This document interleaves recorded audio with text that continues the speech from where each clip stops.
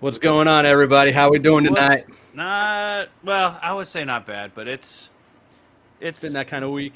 I'm alive. We're here. It's We are Thursday. here. We're here, and we're here with our two guests tonight. We got two tonight, man. I think that's the first time we've done that outside of open mic night. But we got Vaughn Coleman with Phenomenova issue 3 coming out, and then we The got real Von Coleman too. yeah, and then we got Edwin Acevado with his new campaign up on Kickstarter called what? The Riveting. Drawing Aces Comics Group Drawing Anthology Aces #1. Groups That is a Anthology. mouthful. It Drawing is. Aces Comics Group Anthology #1. Yeah. Why is the Comics Group Anthology #1? What's up with that? I know Drawing Aces because it's about drawing aces. Your comic. Yeah, I just wanted it to sound official, but it's way too long. I regret making it that long. Just do Drawing Aces Anthology. That'll work. That's what I do when I Dagga. tweet it out. I always call it the Drawing Aces Anthology. I'm like, Just it's make too up long. a I can't be real typing all this better. stuff. Yeah, Like Mighty Morphin Power Rangers. yeah, pretty much. Okay. Except more of a trick. Yeah. Speaking of, there seems to be a new reboot in production for Netflix of Power Rangers. Has anybody noticed that? Yeah, I just noticed it yesterday. No, what's going on? So, if you check out Henry Resilient, he covers everything that has to do with Power Rangers. Right now, he's on the Aaron Schonke Destruction tour, who does the Bat in the Sun fights. You know, the superpower beatdowns. Yeah. Yeah. And well, there's a lot of shit going on because of the passing of Jason David Frank and the Legend of the White Dragon film, which made goal over $4 million. Anyway, Jason David Frank passed. We still haven't seen the movie in 5 years now, so people are wondering if it's ever going to come out. A lot of shady shit going on behind the scene. Check out Henry's Resilient over there because he's covering all that jazz, and I actually dig it. But there seems to be a new Power Rangers show coming out for Netflix. It's called Mighty Morphin Power Rangers Reignition, and that's where all the new Oh, hold toys on, are there's- coming from. There's two things going. There's a few things coming out. Yeah, there's a Power dis- Rangers, Ninja Kids, where kids make parodies of shows and whatnot. Well, the new show's on Disney Plus. Netflix is upscaling the original show. Really? Didn't Well, they that's what already AI do is that telling me. with like And it's- with Batman 66 effects of punch, pow, pizzazz? Is that what they're doing? They already That did might that. actually be kind of cool. No, Was no, it it was cool? stupid. Ah, damn it. It was so stupid. And I know we got a movie coming up too, right? Isn't there a movie in the works? Not that Another I one? know of. I hope they make a sequel to that that kind of grittier live action they made. Yeah, right. That one was I hear actually not horrible. I don't think it was good, but I don't think it was bad at all. It was a very acceptable movie. Okay. Oh, you're talking about the Power Rangers Once and Always? Is that what it is with the Goldar that was like losing gold and yeah. I'm pretty sure. Or are you talking about the 2017 film? whatever the movie was? No, the one that actually met in theaters. Are you talking about? I was talking You're talking the about Netflix that special. like the futuristic like. I was talking real about the dark- Netflix special, not the 2017 film. No, I'm talking about the film. Okay. I actually like the film. The film was all right. The film was decent for what it was trying to do. I wish it got a sequel so we could see that new Tommy uniform. That would have been badass. Yeah, But- I was that's what I wanted to see. And And now we've got. I think you might be right on this. I'm getting a lot of conflicting shit here. AI is telling me there's a new live action series for Disney Plus. I've seen the pictures of that, and then they're rebooting or they're going to clean up the original Power Rangers on Netflix and add a new 19th season. no, we don't need So that. Just let There's going that to be die two already. series going on. But Huh? outside of that, I have my first. I have 2 unboxings to do tonight. We're going to go ahead and do the first one. Yeah, love All right. unboxing. All right. Just got it in. This is from Crowfire Studios. So I'm guessing you guys know who that is. Yeah. Open it up right now. You got to tell me how. I was really hurting. That sucked. I couldn't back this one. I wanted to. Oh, this yeah. one? Yeah, I Look at made that. sure to back it, but I was. Nice pristine packaging like it was the first time around. Yeah. Did you get the collector's box?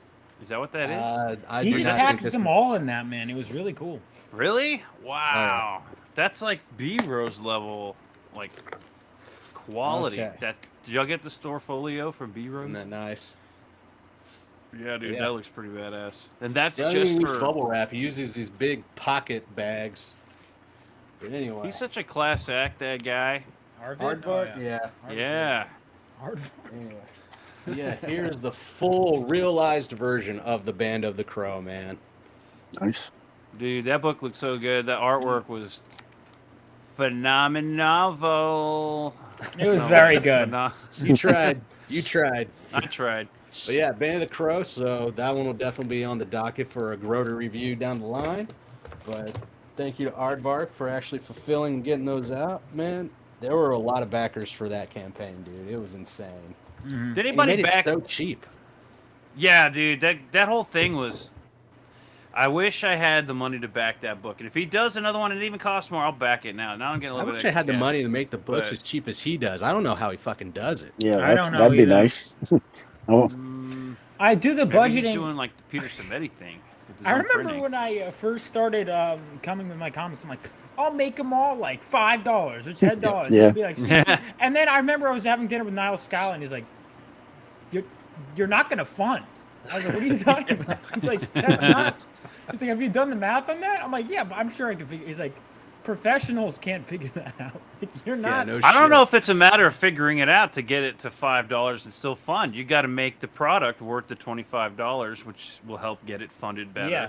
and make a product that's worth it. And that's the problem, is you're selling a product before they've heard any reviews, which is why, crowdfunding is always just the beginning part, but it was Right. never like the full model to me, is because it's like, oh, there's this book phenomenon, I'm telling you it's good. Okay, everyone tells you their book is good. That's because they want your money, Right. Yeah. Well, Pete Cimetti, man, King Cryptid. Now, granted, he had Alterna Comics, and he had a real good history of fulfillment and everything, and putting out good work. So it's like a no-brainer that his personal book was going to be awesome. But I liked how he put issues 1 through 4. If you could put them together in like a mini graphic novel, and that would be still worth, the 25 or whatever he charged for it. But he broke them up into those individual issues, and just to look at the artwork and Pete Cimetti, it's like, dude, this is a no-brainer. This is gonna rock. And I was 100% behind King Cryptid. Yeah, and when you actually got them, they were actually really good. I've got issues Yeah. 1 through 9 right over here, and dude, as soon as he puts out another Mhm. campaign to get 10 Yes, through one out right now. 14 through 15 through 19, when he gets that next chunk out, I'll be Yeah. back on that too, because I want them in like massive clumps, dude. I don't want just one little. Yeah, that's what I loved about Alterna. You get like a huge stack of comics, and I'm like, oh, this will hold me over for a week. Right. Like I just got Blood Realm. Blood Realm. Yeah, Oh, I wow, just it got came out, Blood all right. Realm 15 through 18 just came out. Fuck yeah. Villain. Hell Dude. yeah. I gotta What? read my Alterna stuff. If I put it out of my site, it's like I have 50 new tabs open. Bro. The artwork's Yeah. really Yeah. good. Tell in me these about books it. too, man. Yeah, I'm Yeah, digging a it. lot of I was people- liking what they're doing. A lot of people have been fulfilling lately, man. Like, I just got volume 2 from Ben Soto for his Halloween anthology. I got the Mavericks, Decimation and Judgment of Doom from NTM, Noah. Oh, I missed that. Oh, man, I missed Noah. Dude, I'm just going to stop saying anything because you're missing everything. No, I missed so many, though, but like that's the thing. I know I backed a lot. There's never enough. Chris over there with Infinitel Chronicles. I got this beauty. That's Oh nice. wow, is that plastic wrapped? Plastic wrapped. Haven't even opened it yet, but I know the goods that are inside. I What's don't in want to. there? I don't want to ruin it. You know what I mean? Like I want to keep it Yeah. pristine. But I gotta open it because I got shit. You gotta to send open out. it. Well, yeah, you gotta open it. I'll open it later. I'm the guy who likes to take things that are not meant to be opened and then open them. I know, right? But, Just yeah, for me. Speaking of, let's go ahead and open up Phenomenova 3. Peter, can you do that? Yeah. I was like, do it you wanna do fulfilled. it? I was like, that's news to me. Oh. And share screen. So I have the screen. Kickstarter and the Fund My Comic. I don't know which one you guys would prefer to share. Fund My Whichever Comic- one you want to Uh, show. I don't care. I mean, I've got the Kickstarter pulled up. I can pull up You Fund should- My you Comic. should be able to you can share pull up it the freely. Fund My Comic, since I only have like, I don't care where people back personally. Like, it makes no difference to me. But I know some people are like, I'll only back on Fund My Comic, and so it is there. It's the one. How that's many not- NSFW covers do you have on that Kickstarter? None, actually, because it's an all ages What book. the fuck? There we What do you go. got, like, what do you got, like $12 in funding? Hold on. No, Kickstarter's got to have the NSFW covers. Everybody knows that. You get like 20 or 30 of them. You know what's funny too is people say like it because maybe it is also a Kickstarter thing, but I'll be honest, man. When I'm in the comic shop, I'll be like one of the first books that grab my attention if there's a hot chick in the cover, and then so I think that's just a thing. Yeah. I think it's specific to like definitely with Kickstarter, but I also do think those just grab the most clicks, which helps the algorithm. Right. I think that's part of it. But no, I mean, this is all ages. I do want to do a Bad Girl book at some point, but I've just been so busy. All right. It is. So- Yeah, What you've been else? going around like making the rounds at conventions, man. How's that been going for Phenomenova? Oh, it's been good. yeah. It's been really good. And I'm hoping. I was not going too crazy this year, but I'm like, I think I could go because I wanted to see how I could do smaller scales and then slowly scaling up. And I'm like, I could make it happen, man. And I was asking people who like do it full time, how do they do it? What are the best ones to do? And so I'm kind of planning ahead for next year. I definitely want to do Dragon Con next year. Oh yeah, I've been talking Peter's ear off about Dragon Con lately. Yeah, man. I want to go to Dragon Con. That sounds like a badass show. It is. It was great, and it's really awesome because it's not corporate based. It's put on by fans for the fans. Oh, I heard it's like So- Nerd Mardi Gras too, is what my Oh, friend. dude, you have no idea. So You have that's one of the no that was idea. one of the things where I was like, am I just gonna spend all the money I make getting Probably. How know. good? How much do you make at a convention on average? It depends. I've like that's one of the things that really does depend. Like the last one I did, because obviously if it's a smaller table, generally speaking, that Yeah. means it's less because there's those. But even then, it's varied. So the last big con I did, obviously not including certain hotels things. I like got the hotel for myself as like a birthday gift. I'm like whatever. That's because I just want to enjoy this con. But I made like 1.4K at Terrificon. And then obviously got to subtract the table cost. So like around like 1K there. So that was fun. But then I was at a show with Elasmat. It was like just $20 table. And I Okay. made like $500 something. So There you go. it depends, man. It could be like, because I thought, oh, this is a nothing show. And then it'll be 500. And then sometimes it'll be like Heroes Con. I was like, this is a bigger show. And then I was shocked for the first hour of the show every day. It was like dead. And the guy who's tabling next to me who does it for a living is like, this is not. Like, I still did decent enough at Heroes Con. But I was Are they like, slowing down? How long have you been doing conventions? as a fan, couple selling years. books. Oh, selling Like books selling just books. this year. So I went Okay. straight out the gate. I had like 2 in January, and I've been doing them like every month. But I've been doing well at every con, honestly. See, that's different from what Project Neosis has been saying on his X account posts. He's been saying that doing the cons allows him to like fund to continue like Yeah. making the books because he says he's making like $6,000 and shit out there. Oh well, But- he's one. When I say I'm asking people for advice, he's one of those people. So we see each other at a lot of New Jersey shows. Okay. The thing is, so he'll have like, I'm like always learning from him. I'm like he's always. I'll be like, oh, I feel good. I made this amount. He goes, man, I made this. I'm like, all right. So, but I'm learning up my game, and I'm like, Paul, what are the best shows to do? He's like, this one, this one, this one. He always kills at every show. Okay. How long has he So- been doing it? Longer than me. So I met him actually at Terrificon. That was the first first con I really went to for comics. And it was Terrificon, which is my favorite con, one of the most important cons What's I up, did. Stanley? How's it Oh yeah, going? Terrificon's awesome. And Evening, yeah, guys. I saw Buzz there this year, but day one, before he even knew about really Kickstarter or anything, he's just selling Project Analysis Episode 0. So I've literally been supporting him since day one. That was the same con that same year I met Paul, Billy Tucci, Graham Nolan, Jimmy Palmiani, Amanda Connor, Justin Gray. Like a lot of the people that I still network with a lot, I met at that con that year. So it's just been my favorite con. Insane. But yeah. What about Buzz? Do you ever do conventions? No, I only do Terrificon as a fan. Me and my buddy go there every year since the con started. So it's been like 10 years we've been going. So Where's it's a great Terrificon convention. located? They're doing that at the Mohegan Sun. Yeah. Okay. Yeah, Way it's a up great there in the convention. They had like Mark Silvestri there, Chris Claremont, Walt Simonson was there. Yeah, tons of people. Okay. Awesome, man.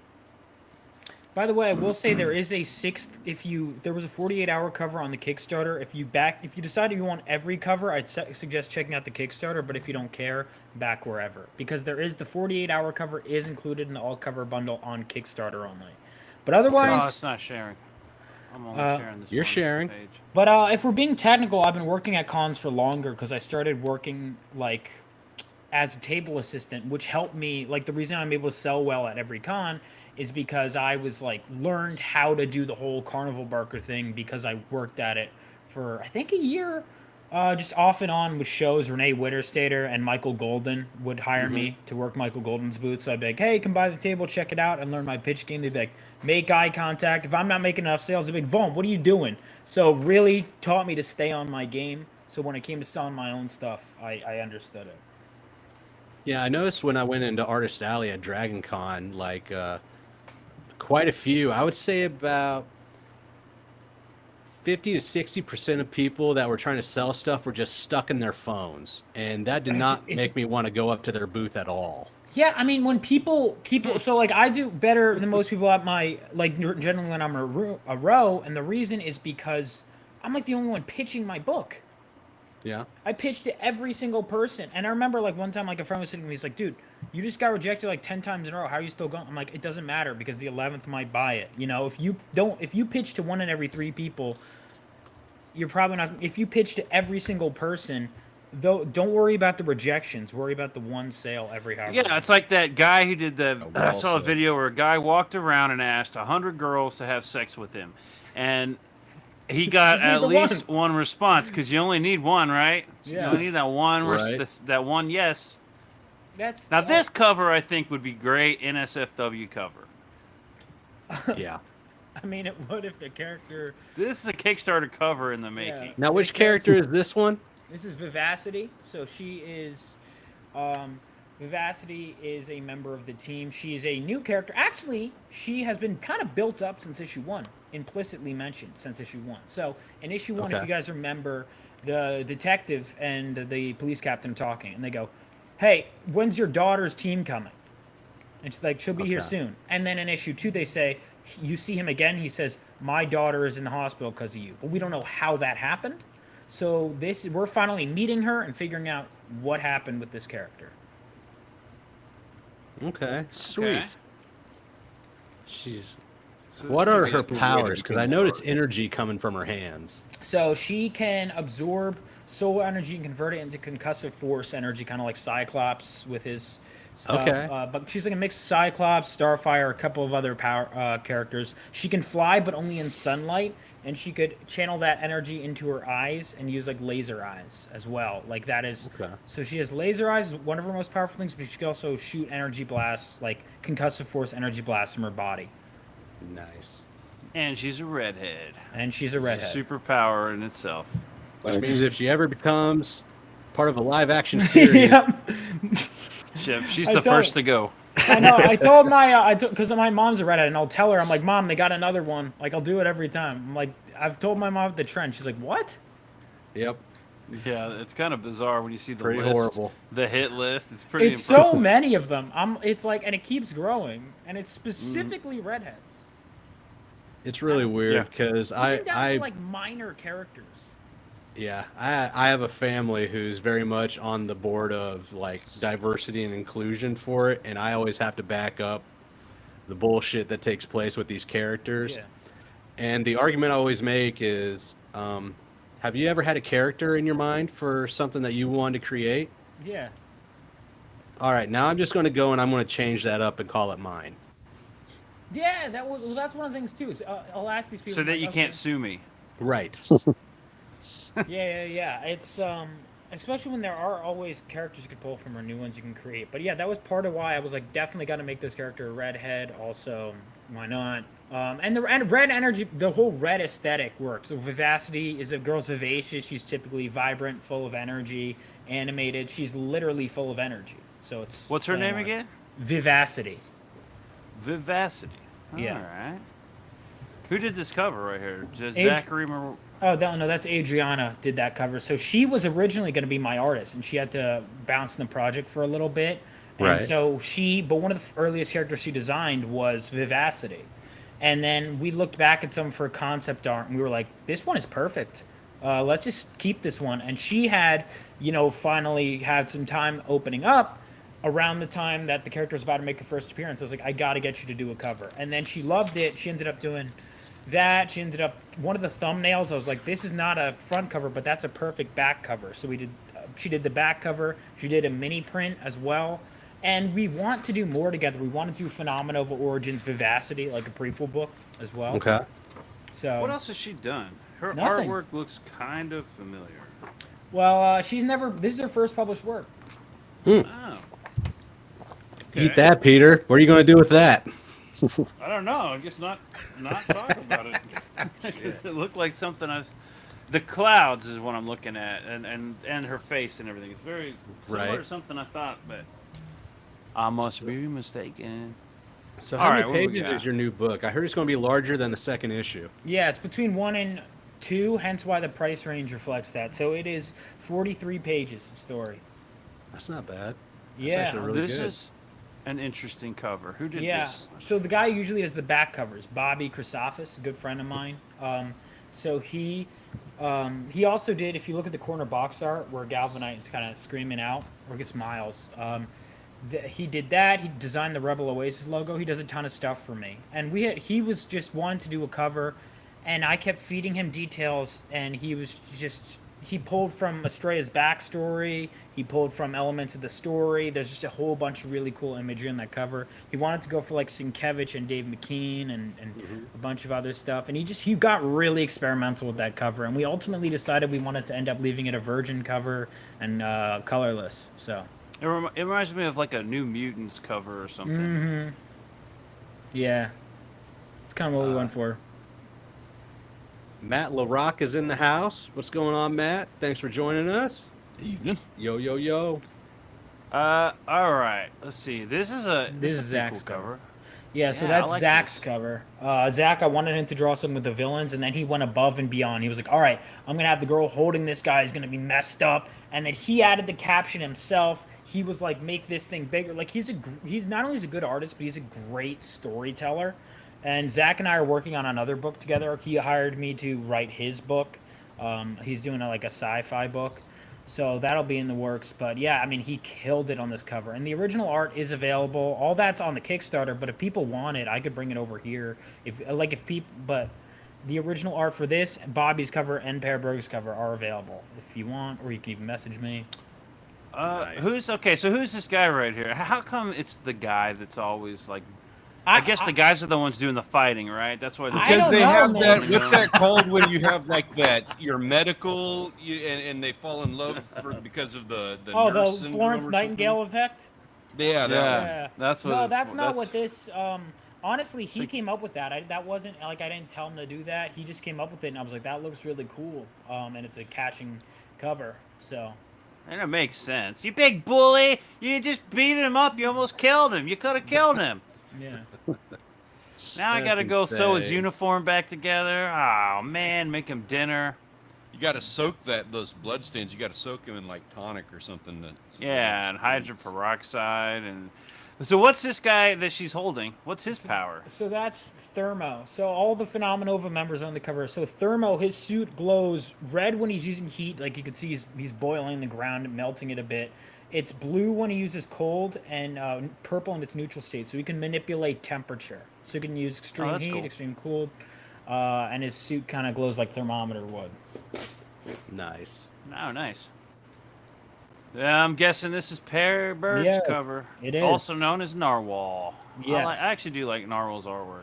Yeah, I'll be honest, it took a bit to grow on me, but then especially like I started liking it more and more, and then it was like his sequentials also are just in his thumbnailing is just like some of the best. Like the way he's able to tell a story, and that's why. So I gave him my script because I respect him as a writer, and because I was like, draw what you want from the script, man. And it was this moment in the script where they're grappling up. He's holding this girl, and I hadn't even thought of that. I'm like, that would make an awesome cover. And then he draws Yeah, it. actually, out of the ones we've seen so far, this one I think is the best design, like the most comic book cover, like Yeah. design, Mhm. right? Like the most worthy design for a cover, I think. Yeah. And it's funny because so like the drones weren't originally, now they're prominent in the story itself, but it was like when Rena was drawing her cover, she's like, does Dark Cloud have drones? I was like, and I had a huge list of gadgets and I had never thought of drones, and I was like, why not? And then I started now they're making their appearance finally in this issue itself, and I've never asked an artist to draw the drones. They've always been like, I want to draw the drones. So now they have Nerds. appeared on like 4 covers, and it's like It's a cool. hard pose. Yeah, I like Ma- that. Yeah, and that Matt cover is says- available too. Matt says cold water for blood. Yeah, I mean, I get Thermo could, I guess, make one of the things too is like because he can adjust Mercury his temperature. for blood, right? Because it's Mm. toxic to everyone else, Mm. but it's also has to do with thermometers. Is it cold water? I thought it never was thought of club that. soda. God. Not that we Stanley. ever had club soda around, but And that's the back cover. She had Without pitched that as vodka a or thumbnail, something. and I was like, that's too depressing as a front Shit. cover, but that would make a great back cover. And it kind of parallels. So you got all these characters, these three right here: Senshi, Hotline, Galvanite. It got you to care for them in the first issue and the first 2 issues. Yeah, they're going to be taking more of a backseat in this issue. So we're kind of jumping back and forth through time in this issue. In that Estrella, who's the blind and deaf one, she has psychometry, so she can absorb memories from the crime scene. So she's kind of reliving her team's memories and the memories of the location to find out what happened. She's filling in all the gaps. And then we're kind of also dealing with the team is the aftermath of what happened and kind of figuring out the mystery of it all. I'm noticing that the main character, the Vaughn. Yes, Vaughn the Coleman. legally distinct Yeah. Vaughn Coleman. Yeah, he's older in this book. Is it this book or is he older in the last book? No, this is where people are confused because so there is another blonde character that I thought looked different enough to me, but so many people are confusing him. Named just scroll Force, up. who's the leader of the team. So if you look at the top, his hair is different, his hair color Him. is different. Yeah, that's a different character. See, I thought Ah. one of two things. I was like, man, either the artist doesn't know how young Miles is, or we just did a time skip after only issue 2. I was No. like, what the fuck? A lot of people said that, so that was where I almost considered changing the characters, but then I was like, because especially if You know, I see- was about to give you like a pat on the back for that because if he's a kid, I'm less impressed. Like I want to see some training going on, and it would take time. And so I was like, yeah, that makes sense. He should be older when he gets into the battle, right? He's been training a lot for a while. But that Yeah. wouldn't Now make that's- sense with the storyline that he's been going with Yeah. for the first 2 issues. No, that because- would have completely negated what was going on. Yeah, because if you just go, it would. Yeah, exactly. My whole thing with that is that would make sense, but then it was like, why did I waste your time training if I'm just gonna skip and say he trained? Was my whole thing. Because Yeah. they were right. Because the elders were right.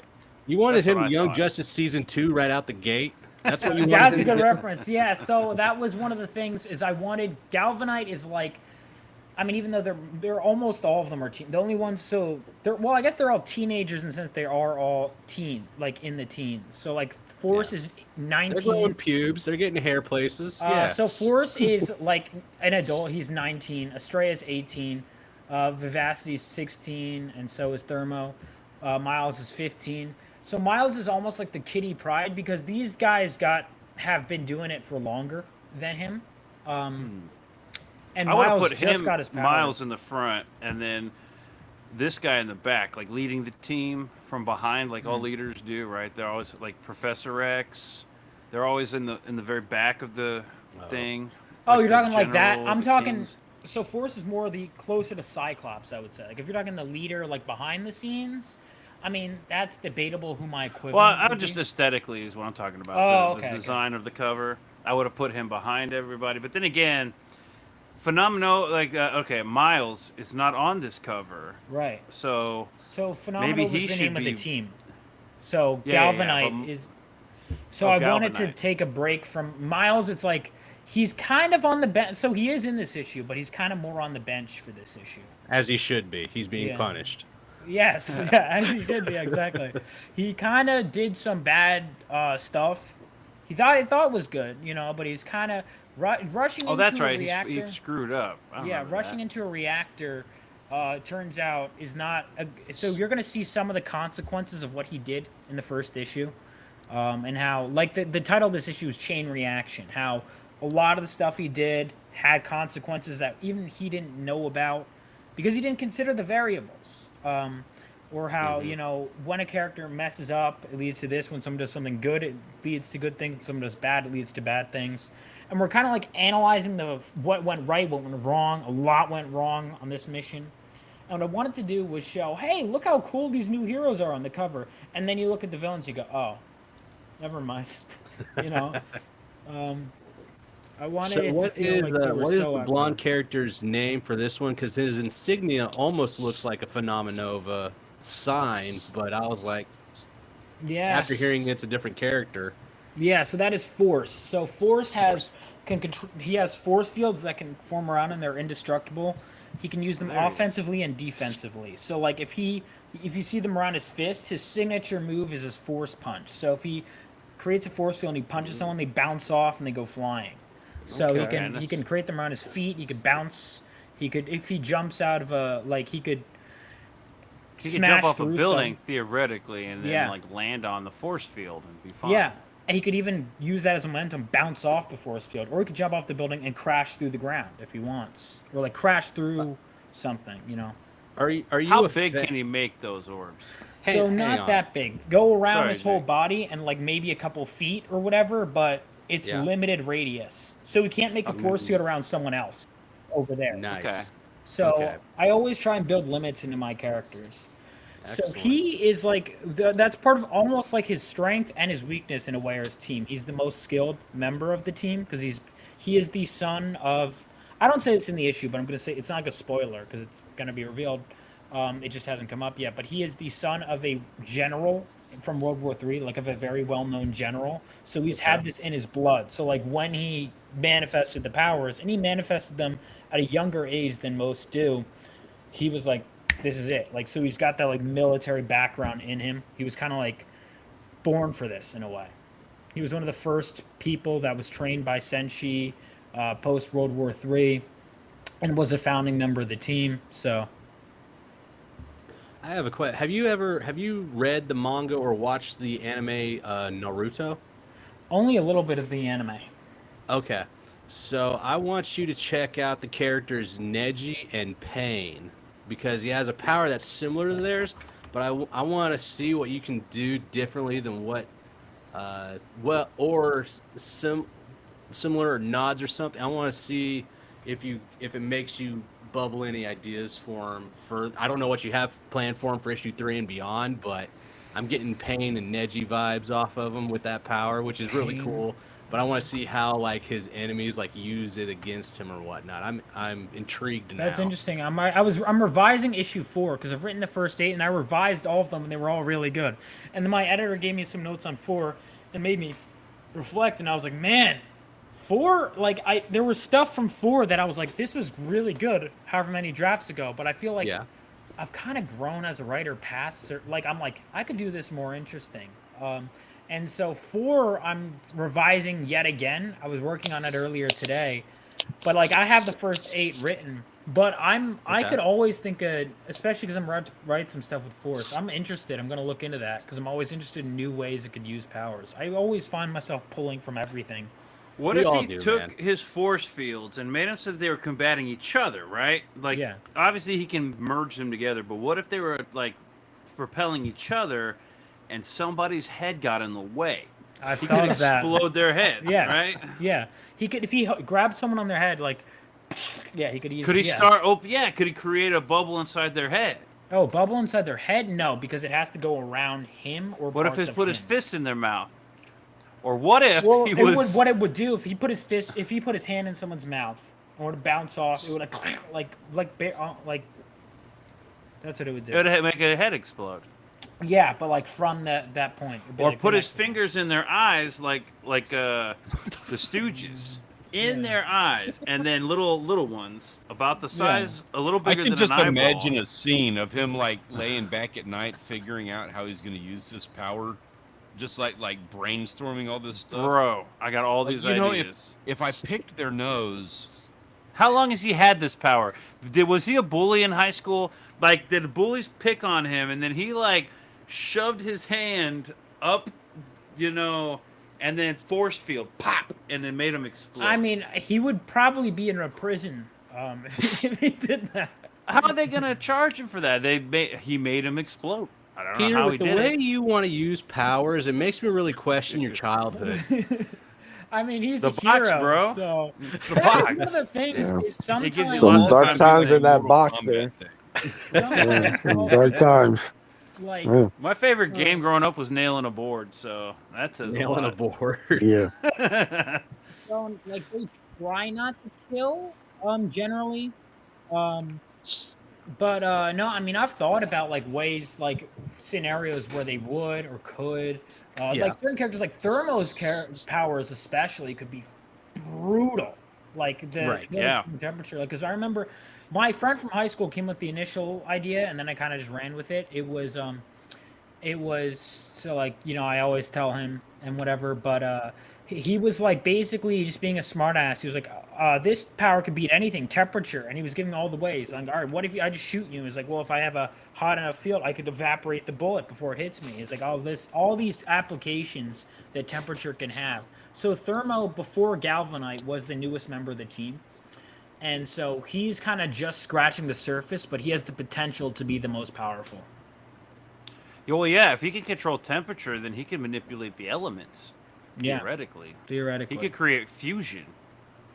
Yeah, I'd have to look into that because I was always horrible at science. Horrible. But I have my friend who helped create Thermo with me is good at it. And he was telling me, so I'm always looking for that. Like fusion, also fusion reactors do play a role in this. I had another friend who was better at science who was like, I was looking, so initially it was going to be a bank heist and everyone was like, that's lame. And I was like, yeah.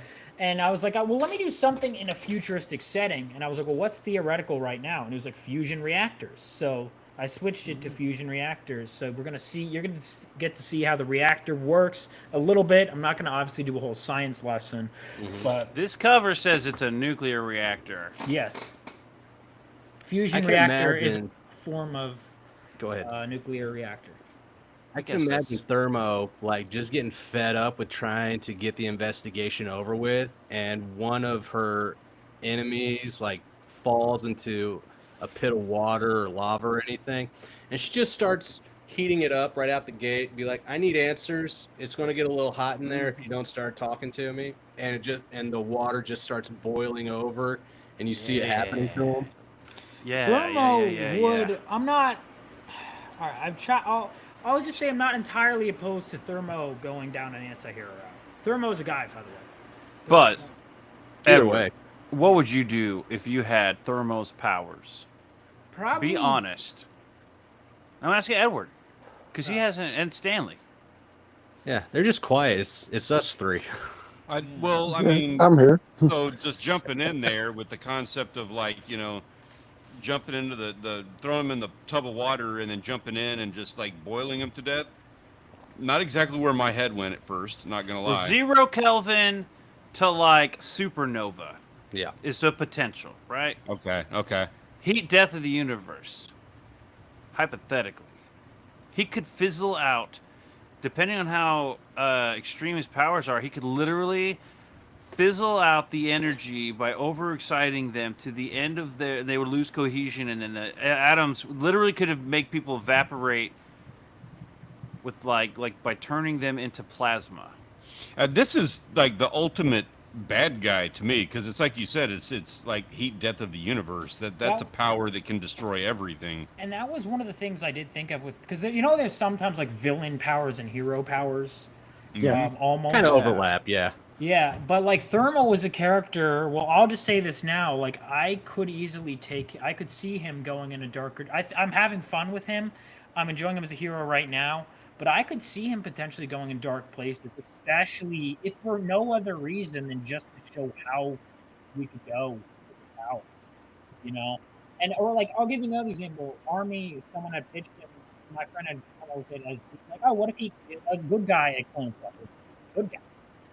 That's a villain. Because cloning yourself could be either, but like Army, the one who's on the cover, that guy can clone himself. First of all, one of the most useful powers in any team. And you want a heist? Okay, well, we can only afford one guy. What if you just pay one guy a lot of money, and then he does he don't have to worry about coordination because he has that between his clones. You could have, we need 5 guys. Boom, he spawns 5 more of them. You know, we need less now. Now we need to fit onto this whatever. All right, shrink back. Like Army is one of the most useful power characters to have in a heist. Now this is what you get. This is like the box, but it's with a sword. But she looks like some of my teachers back in the day. God. So far, Dark Cloud is she's the number 2 most popular character. The number 1 right now is Dark Cloud. I'm curious to see popularity. Which one's that? Dark Cloud is the main guy in the black Big baddie costume. from the first issue. And he's This back one? in this one. Yes. He's I do currently, like that mask. when he came up with that, I was like, that is so cool. So That's much like cooler Star than- Killer-esque. It reminds me of Star Killer. You know, from the Force Awakens. His name was Star Killer, right? No, I think Star Killer is from something else, wasn't it? Well, there's Star Killer Star Base, Killer which I Base, thought they yeah. named after Star Kylo Killer Ren? from Force Awakens. It's really odd that people chose Dark Cloud to be like one of their favorites right now because we know nothing about it. That's why I'm like, really? He showed up in 2 pages, and he's everyone's favorite character. Yeah. That's all you need sometimes, man. The design is Yeah. cool enough. People Star who rock with it. Killer's- Yeah, it's like the Boba Fett Star, effect. Star Killer is the guy from Force Awakens. They Yeah. named the base after him. Okay, hold on. Let me pull up a picture of that. But yeah, Dark Cloud. No, I would have gone more with like She or even Senshi? Miles himself She? because he's still an interesting character. Yeah, I'm calling her She. Shut up. Just because. Billy might take issue with that, but I'll just be like, I'll just be like, Vaughn Coleman, creator of She. All right, There we go. go ahead. Go ahead. Say She's full name. Go right ahead. Senshi. Sin She. All right, so I just abbreviated it. Yeah. Is she sensuous? All right, look. This is Star Killer. Oh, I see it. Yeah. I don't know. That wasn't in the. Maybe it's in the eyes, the mask or something. If he It's the pulled from visor it, it's piece. possible. That's it. Well, It's that sure. little Yeah. slit that everybody Yeah, I does. see it. Boba Fett, everybody. Yeah. It does look cool. The slit does. It look looks cool. badass. I like it when it glows. That Yeah. sets it off. You know, I'm going to go out on a limb here. I wouldn't normally do fanfare like this, but I would say I think this looks better. Yeah. Let's see. Third time around? Or are you talking about the character design? The mask, the helmet in I general. would say maybe, except the only reason I would say that is because Just the the Star helmet. Wars, the aesthetic of Star Wars has been overdone to the point where I'm sick of even looking at it now. I don't even see Yeah. this as being a Star Wars thing, honestly. Like, it doesn't even really fit into that whole universe too much. Yeah, for that's me. You could have pulled this out of the new Lord of the Rings or whatever. This is Yeah, just exactly. Oh, bland. that's true. It does look like he has like belt buckles And on. why his has he got the wrists. Freddy Krueger fingers? right. I Yeah, was because just he's a looking at Sith that. Lord, right? And he had to in order to do the electricity. I don't fucking know. I do like the Oh, giant man, gun on when this he's guy's back. typing his reports, you know that's a nightmare. Like, I would not want to read an email from that dude. Have you ever been on Instagram? Those nail videos where they're like Oh, they make yeah, I these know what like, you're talking super about. nails. Clickety clack. Oh, hold on, sorry. I like this guy's gun. This gun, that's a gun, right? That's Yeah. not Yeah. like a. Okay, good.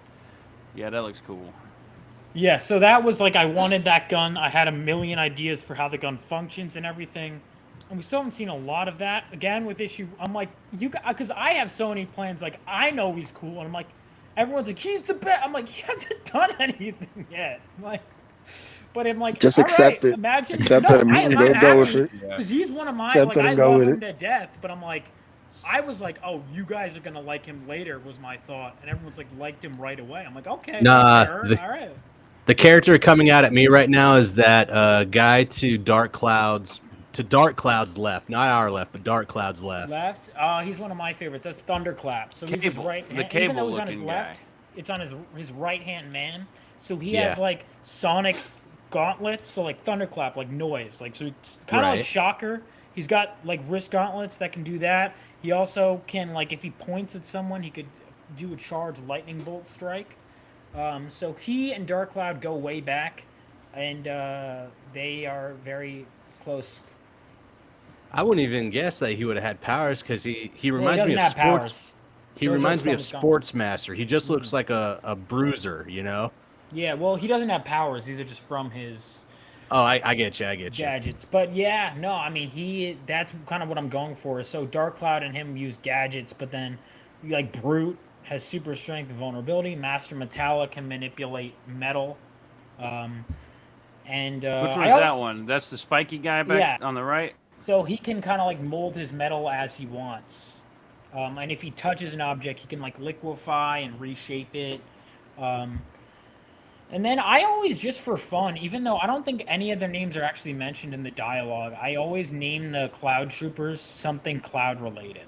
So, I've spent way too much time going back and forth, because if I'm like, this name is too cool and this guy gets taken out too quickly, then I change the name to something lamer in case I want to use the name. Commando Nimbus. Yeah. Nimbus is one of them. So Cumulo. there's Nimbus, Stratus, Misty is the girl. And then for the ones that got knocked out in issue 1, which are on the other side, you have Puff, who gets knocked out first, Vapor, and Fog. Okay. Where's Cumulus? Cumulus is not there yet. I'm going to use Cumulus, but I'm like, I can't put all of them on the one team. I want to save Let's see here. Cumulus for later. Cumulus the Heartbreaker. Hmm. No, Cumulus the Destroyer. Cumulus is one I want to use. I want to use, what are some other ones? Curus is another word for clouds. I literally have a document full of just cloud-related names.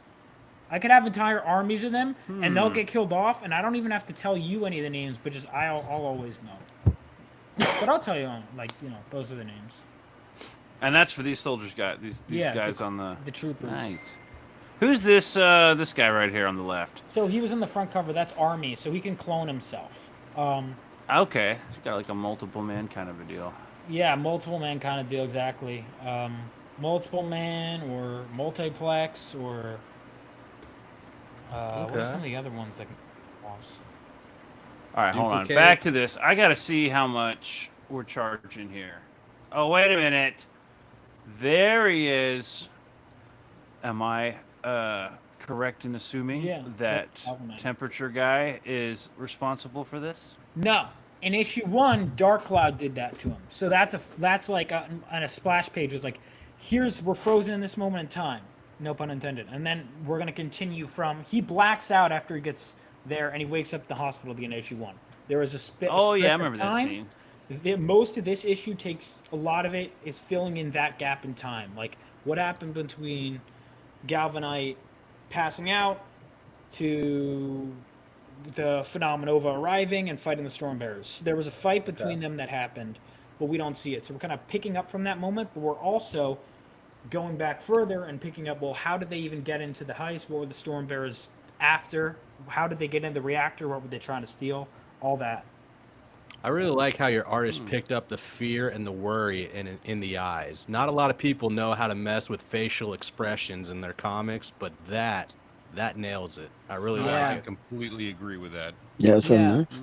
That was one of the determining factors in hiring him. I was like, if he could do facial expressions, I have to like the faces, and then if they could do expressions, like little nuances, that stuff was important.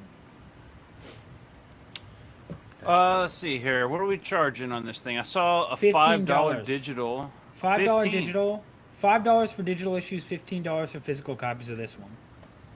Oh, you could have easily done $10, $12 for your digital. I could have.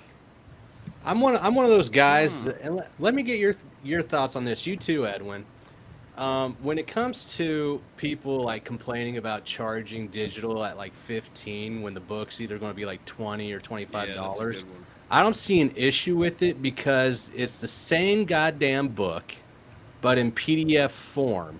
Because when you actually go to print, because I've been to the printer for my books, it is not that much more of a charge to print your books as much as it is to actually get an artist, to get a letterer, to Oh, get no. a cover artist, I go, man. to get people to do the dressing on the cover. All of that costs way more than maybe the $1,500 to $2,000 you use for printing. That is a drop in the bucket compared to what goes into the actual art. So if you charge 15 for your PDF and then 20 for your book, I'm not going to bitch about it. What do you guys think? See, I get what you're saying, but all right, so Kickstarter, if you were to look at like the results, Kickstarter, okay, I got 60 people read my digital catch up. 60 backed that for $15. And then for the digital of issue 3, 27. And then on Global Comics, which you could just read the subscription, that is like I have over 1,000 readers. So to me, it's justified in the sense that it's if I'm getting more people to read it cheaply, that's fine because word of mouth is so important, especially at this day where I'm not making really money right now. I'm hoping Right. to. That's why I'm doubling down on cons because I was like, if I scale this up, like how well I'm doing at these smaller ones, to want to test the waters, I could get there. But I'm like, right now, word of mouth is so important. Right. I want to make as much money as I can to keep the momentum going, but I want as many people to read it as possible. So like I do get it, but I'm mixed on that one. Like, I can understand. So basically, the argument would be that because it costs money to make the book, then and if you just want the digital tier, well, because it costs money to make it, you should charge like a decent amount for it, even the digital. And if you know what, it's only a couple extra dollars more to get the physical. So if it's Yeah. like a problem, just get the physical copy. yeah, But at least Yeah. you're not losing much. But That's my charging- frame of mind there. Like I'm pushing people to get the physical. yeah, I You get know, it. I'd rather they not get the digital. You know, I offer it for different people who can only, you know, if the shipping's too much overseas and different stuff like that. Sure. But yeah, I'm pushing people to get the digital. Listen, I I mean, the wish- physical. Excuse me. I wish So, everyone yeah. would get the physical too, but you know, I know some people won't. And my whole thought is if they go, so my thought is, well, I have to charge them more than I want to with the digital, because I'd love to for them. You know, in the comic shop, you can go in and get a book for $5. My whole thing is like, Yeah. I charge that on the digital, but it's like because I wish I could charge that for physical. But yeah. And the Yeah, other side of that coin would be the it's a crowdfund to create the book, which paying for the book to be made is part of that charge. But then a digital, you're not actually like printing it or doing. You're not Yeah. actually you're not paying for it to be printed or anything. So where's the?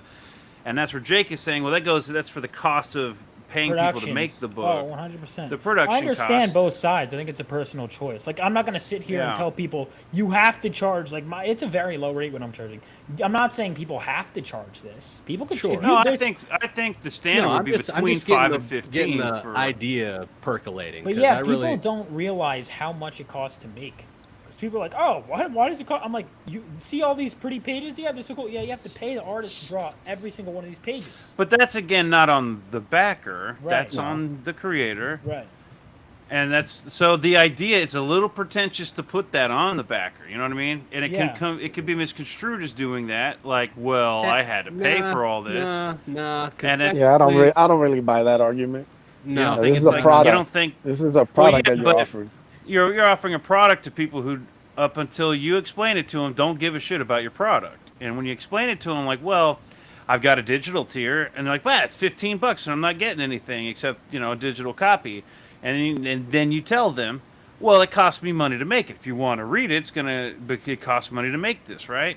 So I get both sides of the argument. So it's an interesting debate. Stanley, on as kind of somebody who has no leg in this either way, on an outside view, what do you think? Dude, I could really. I honestly, You act like we put you on the spot. As somebody who reads, who Yeah. has enjoyed it, and especially somebody who was, from a different era when things were, not what they are today. I would really like for people to be able to enjoy that, what we were able to get. I don't know if they even would, or I don't know if you provided that for them, like at the prices that we used to see and that whole experience. I don't know if people would even enjoy it as much. That haven't been said. People got to get paid, so I've got no problems with that either. Well, see, I'm just There's looking a at fine line you have to walk with it. when people say when the argument's made that you're putting that on the backer.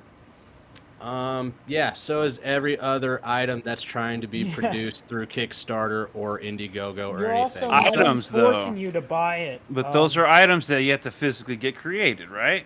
Right. Yeah. Digital tier, it's made, you get it, and you're not getting anything else for it, like not even a bookmark. And Well, I'm not screw that. arguing. You I'm can not give- saying you it's can give out bad. tchotchkes as thank yous and shit if you want to go that route, but a book is because you helped fund this and help get it produced. That's the thing, but you're still helping get the art of that book being produced out there also. And if you're a backer who likes to support books, this Sure. wouldn't be a problem, right? And that makes sense. No, fucking, I got a fucking long box full of shit I've backed. Yeah, and I've got a bunch of digital stuff that I actually like digital, not as my main purchase. Right. I like getting it as an extra, but What about this? I think everybody can agree, like, there needs to be a digital offering, right? Well, of I course. think there's some Nobody form or disagrees fashion. with I'm Yeah. just bringing this up because it's one of those conversations that are always had on X, and Yeah. I like getting Yeah, other yeah. people's ideas and Yeah. So I mean, to if me, everybody agrees that there should be digital tier, I assume everybody is kind of on the same page that regardless of how close it may be, the digital tier is going to be less expensive to produce than Yeah. a physical copy. 100%. I've actually seen it at the same price. I have seen that before. See, that's insane. That's crazy bullshit. To me. You So- see? That's so what I to thought. me- to me, if it's close enough, or if it's like high enough, I won't like. If I'm like, oh, I might read this digitally if it's this much. Oh wait, they're charging basically this price of the book. Well, I wasn't, so then it might be it. Like if someone goes, there are comics sometimes where I'm like, oh, if it's on, that's why I like global comics. If I'm like for example, I'm reading Invincible on there because I'm like, I just can't afford the 3 omnibuses right now, but I know I'm gonna get them eventually. What? That You to don't me want is the fun. compendium? No, I do want them eventually, but I'm saying I haven't got them You yet. can't get this big I'm fat going to fucker get right it. here. I'm gonna I get all just saw three of them. that book for like $30 at the Entertainment Mart Really? in the But, mall. yeah, I mean, to almost me- picked it up. So to me, like with Kickstarter, like when I noticed the biggest growth in terms of backer numbers between platforms, between campaigns, it was Kickstarter last one, which is why I started there this time. And I didn't have digital tiers in my issue 1 campaigns. And one of the criticisms I got was, if you had digital, this would be taken off more because a lot of people, they don't want to spend that much money on a new IP. But if they go, this looks cool, well, it's $5. So yeah, oh, this is cool. Maybe I'll get physical in the future, or maybe they won't. But either way, if the buy-in price is lower, and I don't, it makes no difference. They might to check it me. out. Because I'm not, as far as I'm concerned, I'm not really losing out on too many physical sales because the people that really want the physical, my physical prices are not that bad. So the people that really want the physicals will pay for the physicals. The Right. people that aren't sure, if there's a easier way to get them to throw their money, like if you look at my backer number with issue 3 on Kickstarter, it was because I'll be honest, sometimes it'd be disappointing. I'm like, oh, they only got digital. I wish I could boost up my print run, but it's like that's still money that wouldn't have gone to my campaign if I didn't have it at that lower price. So it's like, yeah, it helps. Good argument. Okay, here's an argument of the, what I would say, extreme. Like like when I was saying I saw the book that was charging the same as the actual physical book. Yeah, that's Yeah. crazy. The one that just came to mind is He Punk. Didn't have the physical copy, was he was hand making each physical copy, right? Oh yeah, we're talking about Vasilis. Yeah, Vasilis Lolos. The He Heat was comic hand book. making them. He was printing them and stapling Yeah, them and like binding printer paper. Yeah, I don't know if it was printer paper, but he was printing them at home. Who Well- knows? Maybe printer paper. Tomato. But yeah, he was printing them at home, binding them and everything. And so he looked at it like each individual copy, physical copy, was a piece of artwork. And he was charging like $120 for that physical copy. He was charging for okay. Yeah. So and then however much he was charging for the digital was, I think it was like 25. Now it was a little more than your average book, Sure. but then there's the argument. Well, that comes back to what are we paying? Like, if it's a crowdfund, for what exactly? For you to make the book and then just email it to me, or are you trying to get it printed? And I think he's actually printing his newest book, Saturn Head. I think he's actually doing prints. I have this print run. mental image. I'm probably seeing this all wrong, but on that book, I remember talking about that one previously. And Yeah, I, had I this really mental wanted to image back that it's one. like this leather bound, like I can see him sitting there like doing print, like leather work, covers, and I don't know. I just have this. You guys tell me how wrong I am on that, because I'm sure that's not what it is. But from what I've heard, just y'all describing it, it is like a work of art, like $120, because it's all like, If it was I don't know. if he Yeah. hand colored each book, maybe right over $100 with, like, I don't know, because he likes to color neonish color. I don't even know what he was. I don't know how he was going to print it, other than he was going to do it at home. He was going to print it at home, and he was going to bind it, staple it. And the first thought that I'm like, oh, what is he talking about? Like an ash can? He's with, like Jake said, printer paper, and you just fold it in half and then staple each copy and maybe sign it so that it's, worth some money, because he is an Eisner winner, all right? So it's got to be worth something, especially if it's handmade like that. Even if it is printer paper folded in half in a tiny ash can with his signature on it, that would be worth $100-something, because it's him, right? It's his name. Yeah.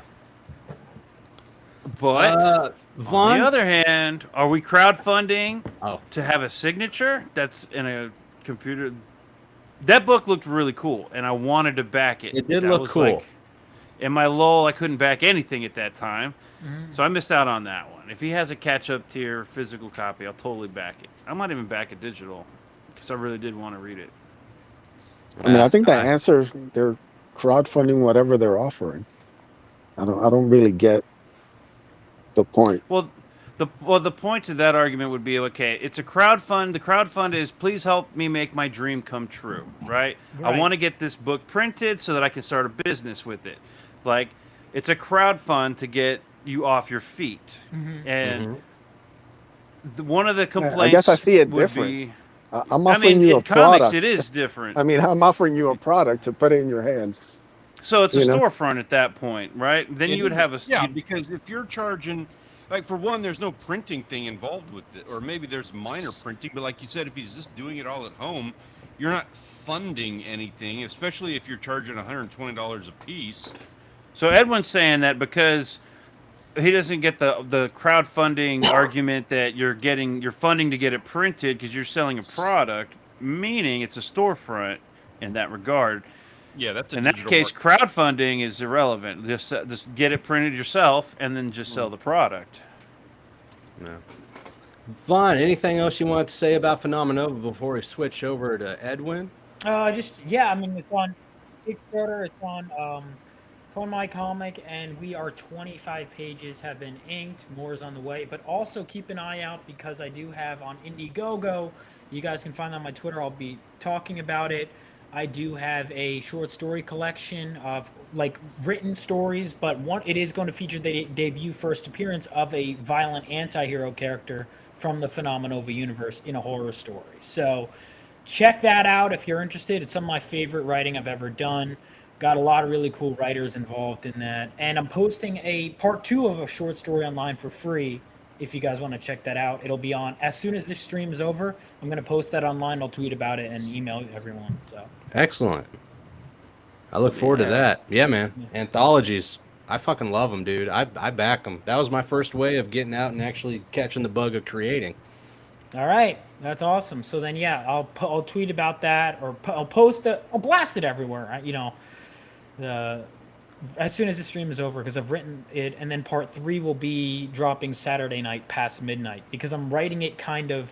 Some of the subreddits like it when it's written. I wrote this one specifically to be posted online because it's written as if it's being. These are forum posts, like update. This guy might be after me. Blah blah blah blah blah, and Okay. so the last part takes place after midnight. So that's why I'm uploading the last part after midnight on Saturday.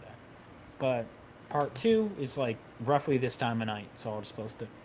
Excellent, man. Hell yeah, I look forward to both of them. Cool. And I want to start seeing how all these superpowers can really like brutally mutilate a human body. I've considered doing darker, edgier books of that. But if you like that, then check out Reapers in Pursuit, because I'm doing a anti-hero story where I'm using certain powers in very brutal ways. Like Hail to the Mo teleportation. Bigs. Teleportation plus sword and creativity can lead to some brutal deaths. Now hold on a minute. Teleportation into a mountain, but explain how the mountain fuses with all the guts and the ooze just starts oozing from the rock. Oh my god. Like the blood comes out of the rock because he fused into it, and so half the rock is his body. So there's a lot of like viscosity. And and Brother, you need to make a book about this. Yeah, Like, you I need was to gonna just say, put all your you're, like, ideas telling into one me, I'm like, project. you do it. Really man. want to read that? Yeah, somebody You will. should It's see- dark as fuck. You should see some of my never mind. My artwork over on Instagram. No wait, no, I don't post it on Instagram. Mo Big says, finally, a book with high Reddit appeal to cater to Peter.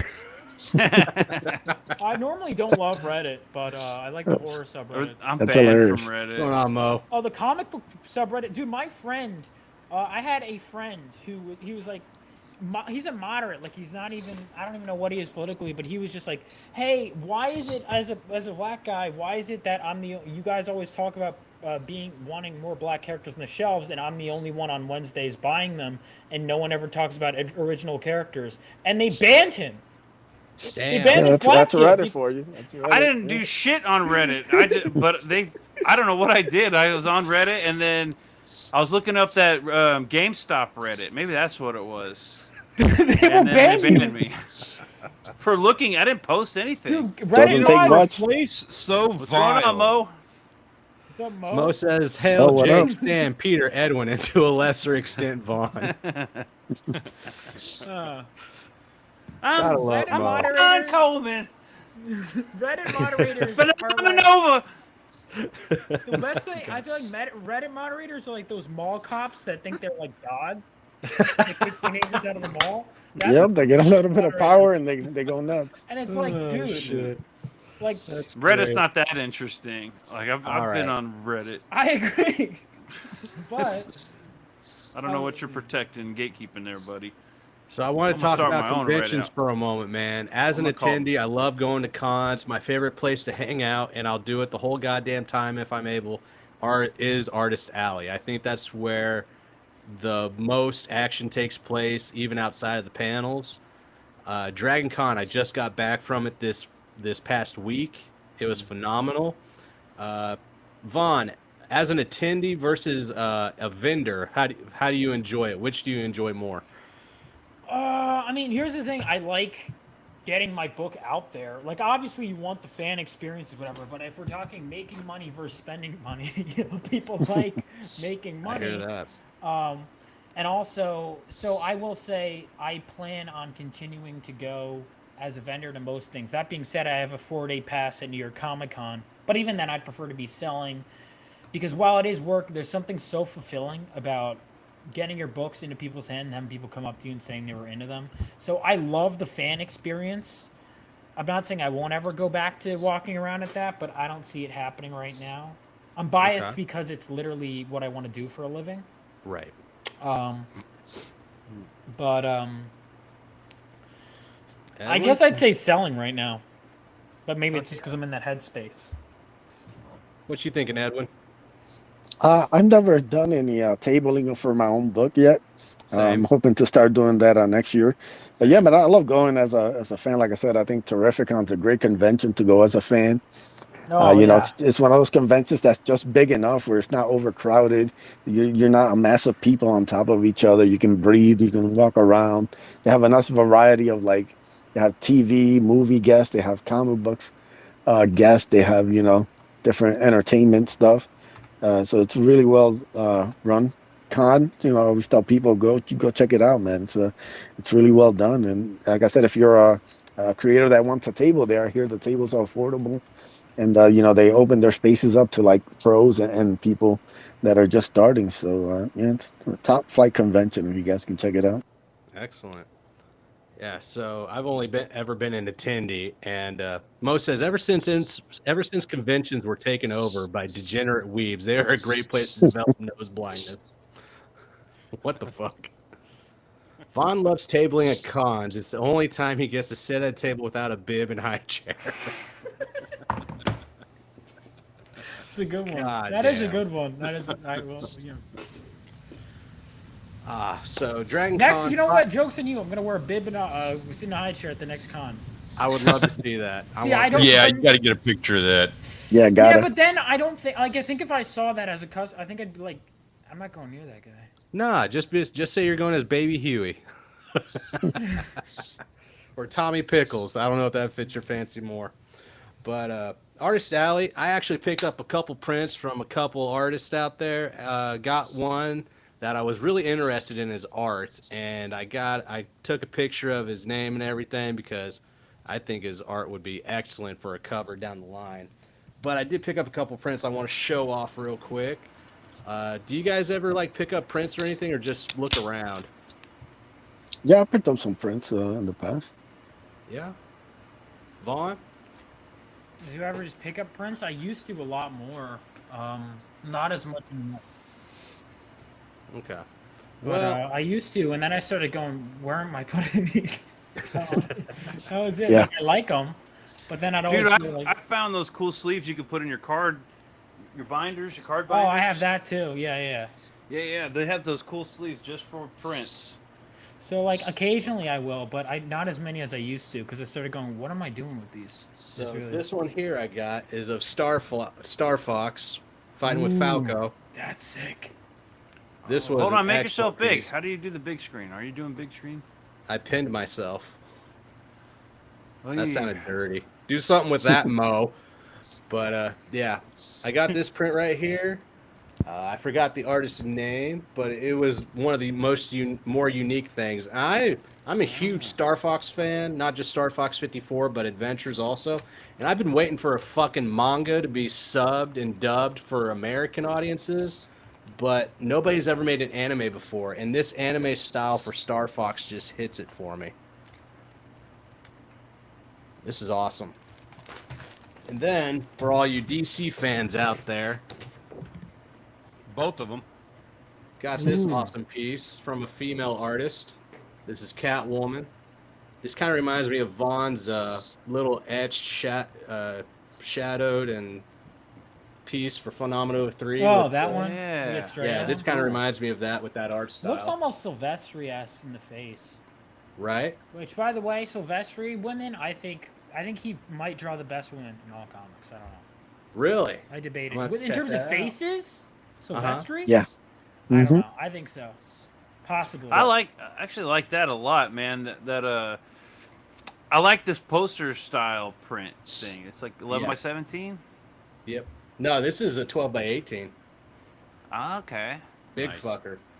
But the creator of this, you can find her on Instagram and anywhere. Her name is Sozo Mika. Oh, so Jamaica. Oh, yeah, M-A-I-K-A. I know who she is. I got something signed by her once. She's great.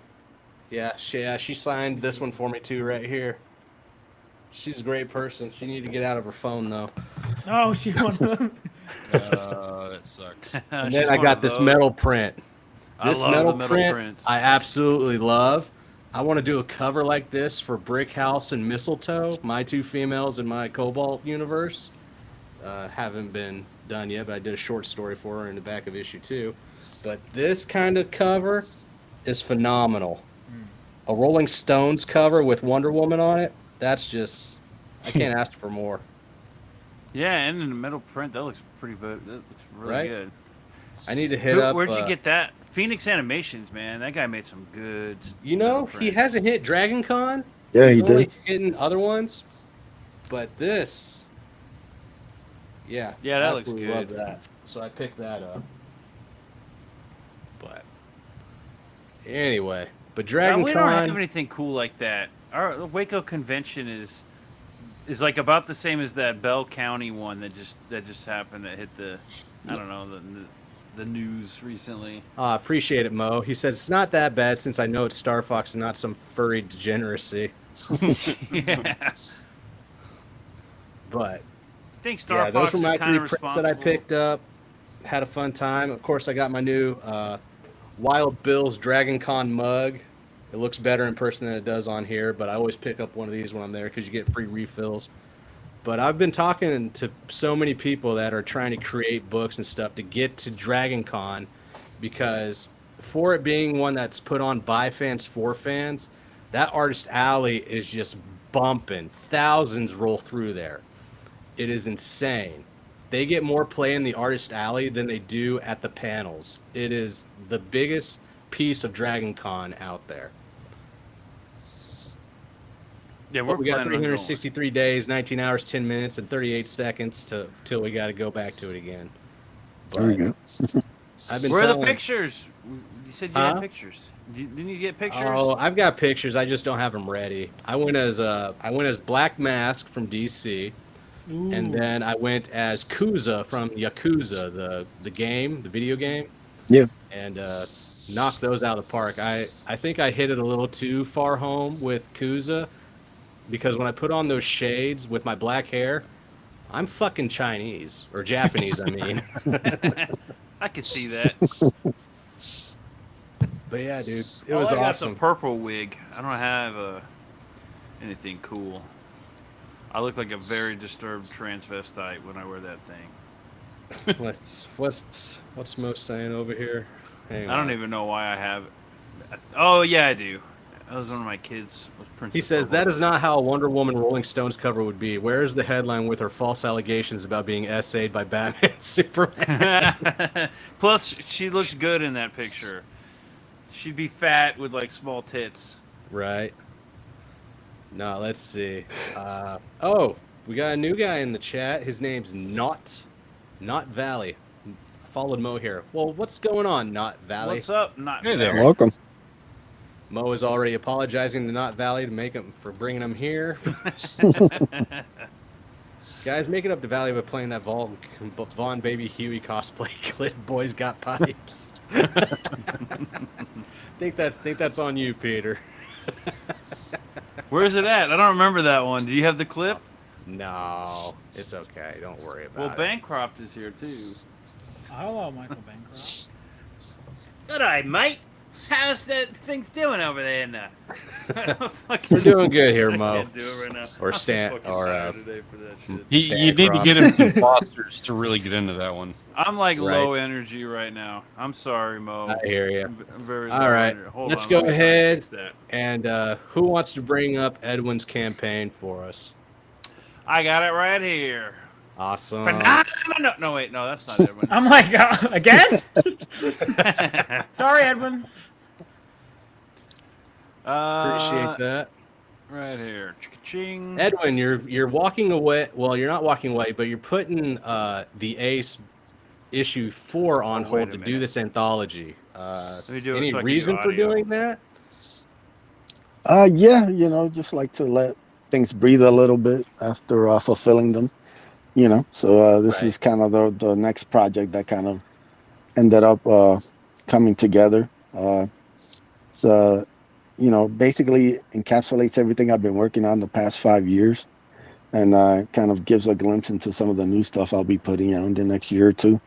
So we have the Drawn Aces anthology here, 6 short stories. Featuring the characters from the Imprints line of books by 5 very talented artists, taking their shot at each character. So you have a short story for the Ace, you have one for Bloodbone, you have one for Raider the White Leopard, and then we introduced 2 new characters in this anthology, one called Xavier and the other one Blue Blaze. Yeah, so it's been a really fun project to put Nice. together. Really, see the awesome cover right there by How Comics, Alan Alonso, bringing together all the Yay. different characters from the different books I've worked on and will be working on in the next couple of years. Yeah, Bloodbone. Awesome Ace. Bloodbone there, yeah. Ace, Arik from Raid of the White Leopard. Now, are Oh, these like man. all in the same universe, or are they not connected? And enhance. No, all of these are separate universes. Okay. Each story has their own artist, has their own tone. So it's very kind of particular. I like to call this a little something for everybody. It's like if you're into superheroes, obviously you got Bloodbone and Ace. If you're not really into superheroes, I think you'll dig Raid of the White Leopard and Blue Blaze, which are completely different than real, with any kind of like cape stuff. So yeah, it's kind of trying to show some versatility and kind of, the kind of writer I am and creator, and Sure. kind of putting everything together here. If you've never read anything from me, if you kind of maybe been curious, this is like the perfect jumping on point and get, a glimpse of everything that I've been putting together here with some really dope art. Starting with Yeah, a I like house. the artwork, man. Yeah, thank you. I agree with that. So to clarify, these are all your stories, but different artists. So there's no Yep. other writers on this, just you. Right. It's just me. Okay. Like I said, all these characters take place in their own worlds. They have their own tones. It's all completely different. Not trying to create like a multiverse where everything crosses over. Good call. We got a lot of that going on. Yeah, that's too much of that been going on. So I like to keep everything separate. And I think it works best this way. You have the Ace story here. This is basically works as a prequel to Ace Volume 1. Art Barbusco Comics. Basically shows David growing up with his dad, who was a boxer, and kind of their early relationship. So the story's actually been done for a while, but it never found its way into the Ace Volume 2 or 3. They kind of, both of those comics went a different way. So this is like the perfect time to kind of drop this fun little story here, giving you a there's glimpse of the little Ace. bit of blood. I like this panel right here where he's like, "So you think you can box, huh, chump?" And then he's like, slam, pushes him into the wall, and then he's like, "Fuck you!" And then, wow, like, "Get off me!" And then, like, his fist needs to go through him a little to the other side. No, Right people into his forget rib, about- and then he pulls out the rib. Yeah. Yeah. People forget about Yeah. impact lines, man. Like the speed lines and the impact lines. A lot of people forget those. I like seeing those, like when people actually utilize them. Yeah, I like that too. They can do a good job with those speed lines. It does Right. actually, like, I don't know, it's pretty cool when they do a good job. Like I'm talking about like on the fist itself. Like some people just draw a bunch of scratchy lines, and that's not Yeah. that's not how you do it. Mo asks, got Like this anything right for here. Ironheart fanboys asking for Stanley? Yeah, I only take the utmost highest quality Ironheart fan. Wait, would you say that this this Dan character, right?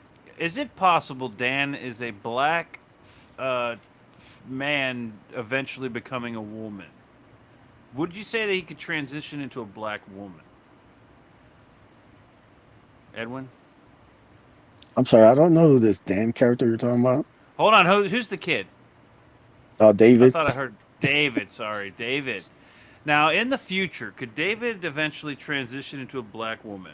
No, not unless I'm dead. I'm sorry, Stanley. This isn't for you. I'm thinking. Hold on. There's And there's being the other smartest. Okay. All right. Oh, here we go. I'm sniffing some Kickstarter cover potential here. Yeah, I kind of missed an opportunity here. But still, this is the Savior short story, art by Rafael Crestani. Savior's a new character I'm introducing. He's basically the world's greatest superhero who ends up suffering a terrible tragedy and ends up leaving Earth. And when he returns, just by happenstance, he ends up saving this young woman from a gang of thugs. And she's an exact doppelganger for his ex-fiance. So he's kind of, forced to try and get some answers to figure out who she is and she has any connection to his former love. And it's kind of telling of a bigger story here. Is something I've had in in my head, circling around since I graduated from high school a long time ago. So this is kind of the first time I'm kind of actually putting it out. It's got first 5 pages of the story here. I Really like his beautiful boots. art by Although I got Raphael. one. I like his boots, but there's one suggestion. Okay. This is a right foot on this leg right here. Oh, you're talking about the arc of the soul? Yeah. You see what I'm saying? It feels like it needs to be curved inward a little bit. It's You're yeah, it's talking not to the an artist, arc, it's the Edwin. curve. Don't It- feel it's bad. curved You're in. talking to a guy who's picky. Yeah. No, it's no worries. Now, he looks like Vin Diesel. Like, Vin Diesel is the guy meant to play this character. I can see Yes, it is. It's all about family with Xavier. it. You know, Nice. it's just Nice next reference. just wait to see the Xavier mobile there. You know. Works both ways. All right, what do we got? Yes, this is a short story, a Bloodbone, art by Maxi Dallo. Has Yeah. Bloodbone chasing down a serial killer who's been hurting the women of the town. And he's basically become its unofficial kind of vigilante.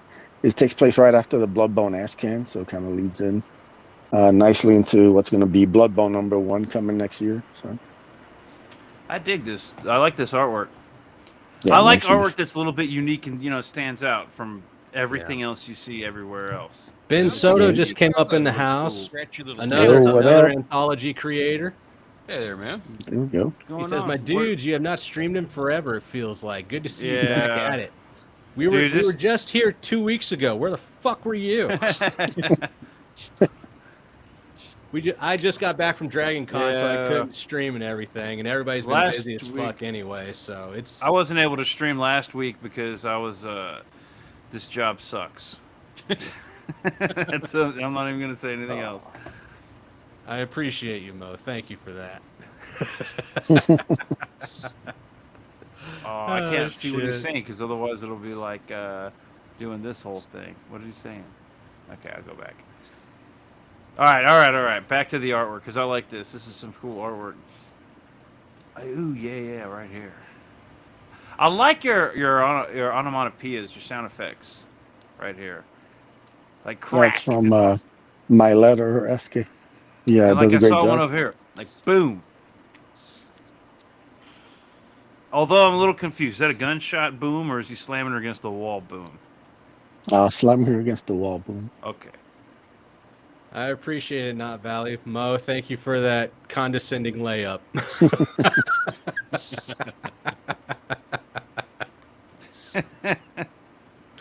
Oh shit. Jake's kicking my ass now with subscribers because I don't do anything on my channel. Hey man, got Good job, Jake. It hey, took me it's those videos, man. The 17 videos help out a years. lot. Yeah, it's just about posting, and also like I'm not it- complaining. He it deserves takes it. one video, and then all of a sudden, you'll get like 1,500 off of one, and then somebody else goes and gets 20,000 off of another. When this also- video goes viral, everybody go subscribe to my channel. It's Peter Orchard Studios. There we go. That's how it's done. Get Yeah, those subs up. everybody up in here on the panel has a channel of their own, so we'll be shouting those out at the end. Yeah. I like Bloodbone. That's a cool name. It is. There was Alterna had a character in one of their it came out on a Wednesday anthology called, was it Blood Fist or something Red Fist? I don't remember. It had the coolest name, like Blood Fist, right? But it was drawn in kind of a cartoony, like a kid style, and I was like, oh man, this is the kind of comic where a dude needs a fist to go through the head, What Yeah. is it with you and Blood just- fists. No, I gotta say, if you like that kind of style, Bloodbone is the book for you, brother. I mean, he will be putting his Yeah. giant fist through skulls. He will This be looks like a book for me. definitely Is it only And I gonna love be black and anthologies. white, no color? right. Yeah, all these Awesome. are black and white. That's Uh, cool. Yeah, definitely. I'm gonna be checking it. I love anthologies too. It Oh, came look out at on that. Wednesday. It's one of my favorite books from Alterna. We yeah, got some graping and Ooh, pillaging going on. yeah. I like Yes, this. this is Raid of the White Leopard, art by Avery Butterworth. Story of a band of Viking raiders who get caught up in a storm and wash up on a mysterious island. I Really, like that. It says Zipatone or something behind him. Yep, The way they did the sky. yeah, Avery used a lot of Zipatone in this. Really beautiful, dynamic pages. Really did some great work. So, yeah. This actually reminds me of a specific page Bernie Wrightson did. Similarly, it's similar. It's like sailors. I'm pretty sure it's Bernie Wrightson, and like there's like water dripping down this old man's face. Anybody who knows what I'm talking about knows exactly that piece I'm talking about. It's a good piece. This is very reminiscent of that. Good stuff. Nobody here knows that piece? Come on. No, I can't say I know it off the top of my head. Man, I wish I had that readily because it's like you'll see it. It's like you can see that had to have been an inspiration for this artist. I'm sure. Yeah, I mean, Wrightson's an I inspiration love for a it. lot of guys. Yeah. Totally. My Nice. apologies, gentlemen. I'm afraid I got to take off here. I've got to get up kind of early in the morning. Yeah, no problem, bro. Hey, it was good hanging out Yeah, with you guys. man. Vaughn, Edward, you guys do great Yeah. work, man. Keep up what you're Yeah, doing. man. Thank you. Take it easy. I'll talk to you in a couple. I'll talk to you either tomorrow night or something about had some fun ideas. All right, that sounds good to me, man. I look forward to it. You guys have a good All right, night. man. Take it easy. Of course, by fun ideas, I mean like fists through the body. Guys melting in with a giant mountain until their guts Yes! explode. Yes. Bro, can you imagine I seeing get that on your vibe Netflix? now. I get it. Took me a while, Yeah. but I got you. Dude, that would fucking rock. And like, they just in the rock and maybe see a hand coming out of it, but then the stone bleeds. You don't even have Also, to show like- hardly anything. I will say, Raid of the White Leopard would also be for you because there's quite a bit of death and kills in this. So. I like Vikings. I'm all down for Viking. I got a bunch of Viking shit right here, actually. I used to go to Viking festivals, and I'm not joking. What is a Viking festival like? What is that? Well, it's pagan festival, and they do like wild, pretty much like Burning Man, except all Viking themed, pagan themed, mostly Viking themed, which were pagans, but not like the Druids, even though they were there too. It's hard to explain. Imagine a big, awesome party, and then occasionally they have a big fire, and they throw the stuff into the fire like a sacrifice, and they're naked, and lots of drinking, and horns, like animal horns, filled with all kinds of weird liquids, and then they hand it around, and you drink it, you get fucked up, and then there's a guy who shows up at your tent and takes all your empty bottles and then takes it back, fills it up with new mead, and brings it back and drops it off like the milkman. Yeah. He's the mead man. It's fucking awesome. Sounds like a party. Hell yeah. And I was made an honorary Viking from ancestors of Vikings that kept their tribe alive. Apparently. That's how it goes. So you're Yeah, talking sounds to an good to me. authentic- Sounds good. You're talking an authentic Viking here, man. Yeah. And I approve of this right here. Awesome.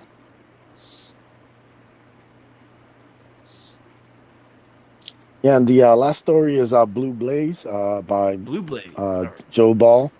It's basically our love letter to Michael Turner and his Oh God, rest. the type of comics that he loved to make. It's about bringing beauty, romance, some mystery, just trying to make the whole aesthetic, the whole atmosphere as beautiful as possible. And Joe's doing some great work, pouring everything into these pages. So it's about a young woman who wakes up in a church in a small New England town with no memory, and thanks to the town's people, she ends up figuring out who she is and why she's there. Now we're talking. There we go. Yeah. Kickstarter right here. This is it. Bro. You got to do like 10 or 15 covers. They're all the same panel. Ben Soda says, "This is looking good. This is good looking work, Edwin. I need to invite you on my next creator hangout." Oh, yeah, bro. Yeah, dude.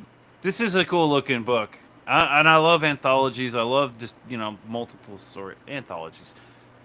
I'm digging this. Now, Yeah. okay, Oh, thank you. how big is this book? It's 32 pages. Ooh, this is badass. Comics I like Mate that. is up in the house. What's going on, Dean? What's up, Comics Mate? Yo, Dean, what up? King James. Ain't seen you in a hot minute, brother. Hope you're doing well. Congrats on the lockdown, is what I'm going to call it. He just got married. Yeah, Yeah, congrats. Yeah, good job, buddy. Hey, congrats. I can Yeah, and we're also doing Peter the, Jackson's obsession with Another printing of the Bloodbone Ash Can with the cover by Ricardo Jaime and art by Donald DeLay. Like I said, trying to get people ready for Bloodbone #1 coming next year. So it's a way to get everybody who missed it can get all caught up in this campaign. Hey, speaking of Meat Man, Midnight Bacon down at Rainbow Camp. That sounds. That was a messed up. thing in those festivals. Huh? Now, this is before, mind you, this is before all the fucking crazy bullshit out there. Yeah. But you wake up, you go over to Rainbow Camp, and they're respectful and cool. They might tease you and try to make you feel uncomfortable, but they have trays and trays of fucking bacon, right? And they just give it away. They're like, everybody, we all know you're super drunk, so here, get some fucking meat in you. And they make jokes, but they're all pretty cool, and it's like all the bacon you can eat. And then they also have alcohol, but good Hey, guys, nothing good better to guys. wash all the alcohol that poisoned you the night before with more alcohol. Well, no, that Sure. night, during that night, if you can That make night. it over to Rainbow Camp, and they'll Yeah. even drag you home eventually. I like it. Yeah, sounds like my kind of party. I Yeah, love those- the art for those cool Bloodbone places. here. This is excellent. Yeah, dude. I This think is pretty black and white badass. complements the Bloodbone. I agree with that. I mean, I'd like to see what it looked like in color, but honestly, no, it doesn't need it. Yeah, no, it's like I said, I think some of Donald's best work really. He kind of Mhm. thrives drawing these type of characters and this kind of stories. So it's really fun working with him. I want to get him to do some more stuff for You say Bloodbone in the Donald future. DeLay? He did the I like art it. in I the love it. original Ashcan. Yeah.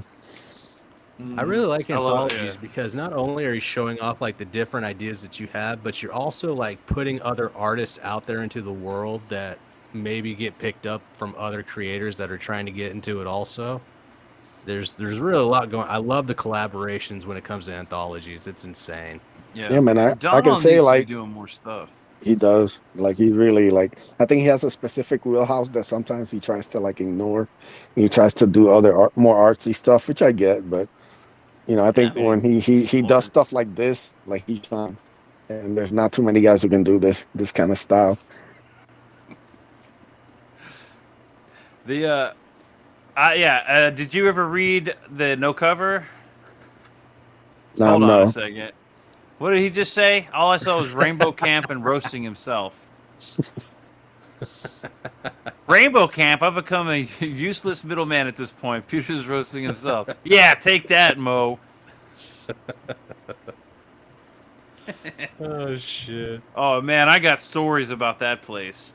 I don't go there anymore, but that place was wild. That was like the twice a It's year. still going fe- on. Still. Oh still- yeah, they do. Huh? It's different. The reason I stopped going before all the fucking crazy SJW shit started hitting mainstream everywhere. They cut not those people, but the ideas came from places like this, right? Except it was cool. Everybody was fine with each other. When they start doing like the transgender or whatever the rainbow reading shit at the libraries, Yeah. where they're like reading to kids naked. Even places like this have a problem with that, right? So that it was a cool place. It was the good guys. The problem was the college kids. They heard about it and thought it was Burning Man, so they'd come over there and get all fucked up. And the next thing you know, they got a bubble tent. It's a bubble fuck tent around the big they have a huge bonfire. And I'm the guy that just gets super hammered in my kilt and stumbles around until somebody drags me home or feeds me bacon, right? Or some weird shit in a horn. And and then they started doing one year because they had Samhain Festival and then they had Beltane. Beltane, I think, is in the spring. Samhain's in the fall. And then next thing you know, they got these tents. They fill them up with bubbles and neon, like light glow lights and shit. And then people go in there and fuck in the tents, and it's like gross. And it got real trendy. You know what I mean? The SJWs didn't just invade comics and movies. They invaded everything. and Yeah, ruined that's why we don't everything. enjoy with their any content bullshit. anymore. Yeah, like it's like we had the sex tent. We didn't need a bubble sex tent. The sex tent over here had people hanging from the. We had it all already, you know. Like we didn't need bubbles. That's fucking gay. Mo Big says, reading the kids naked? I don't remember that segment being on Reading Rainbow. Bro, have The you more seen you Reading know. Rainbow lately?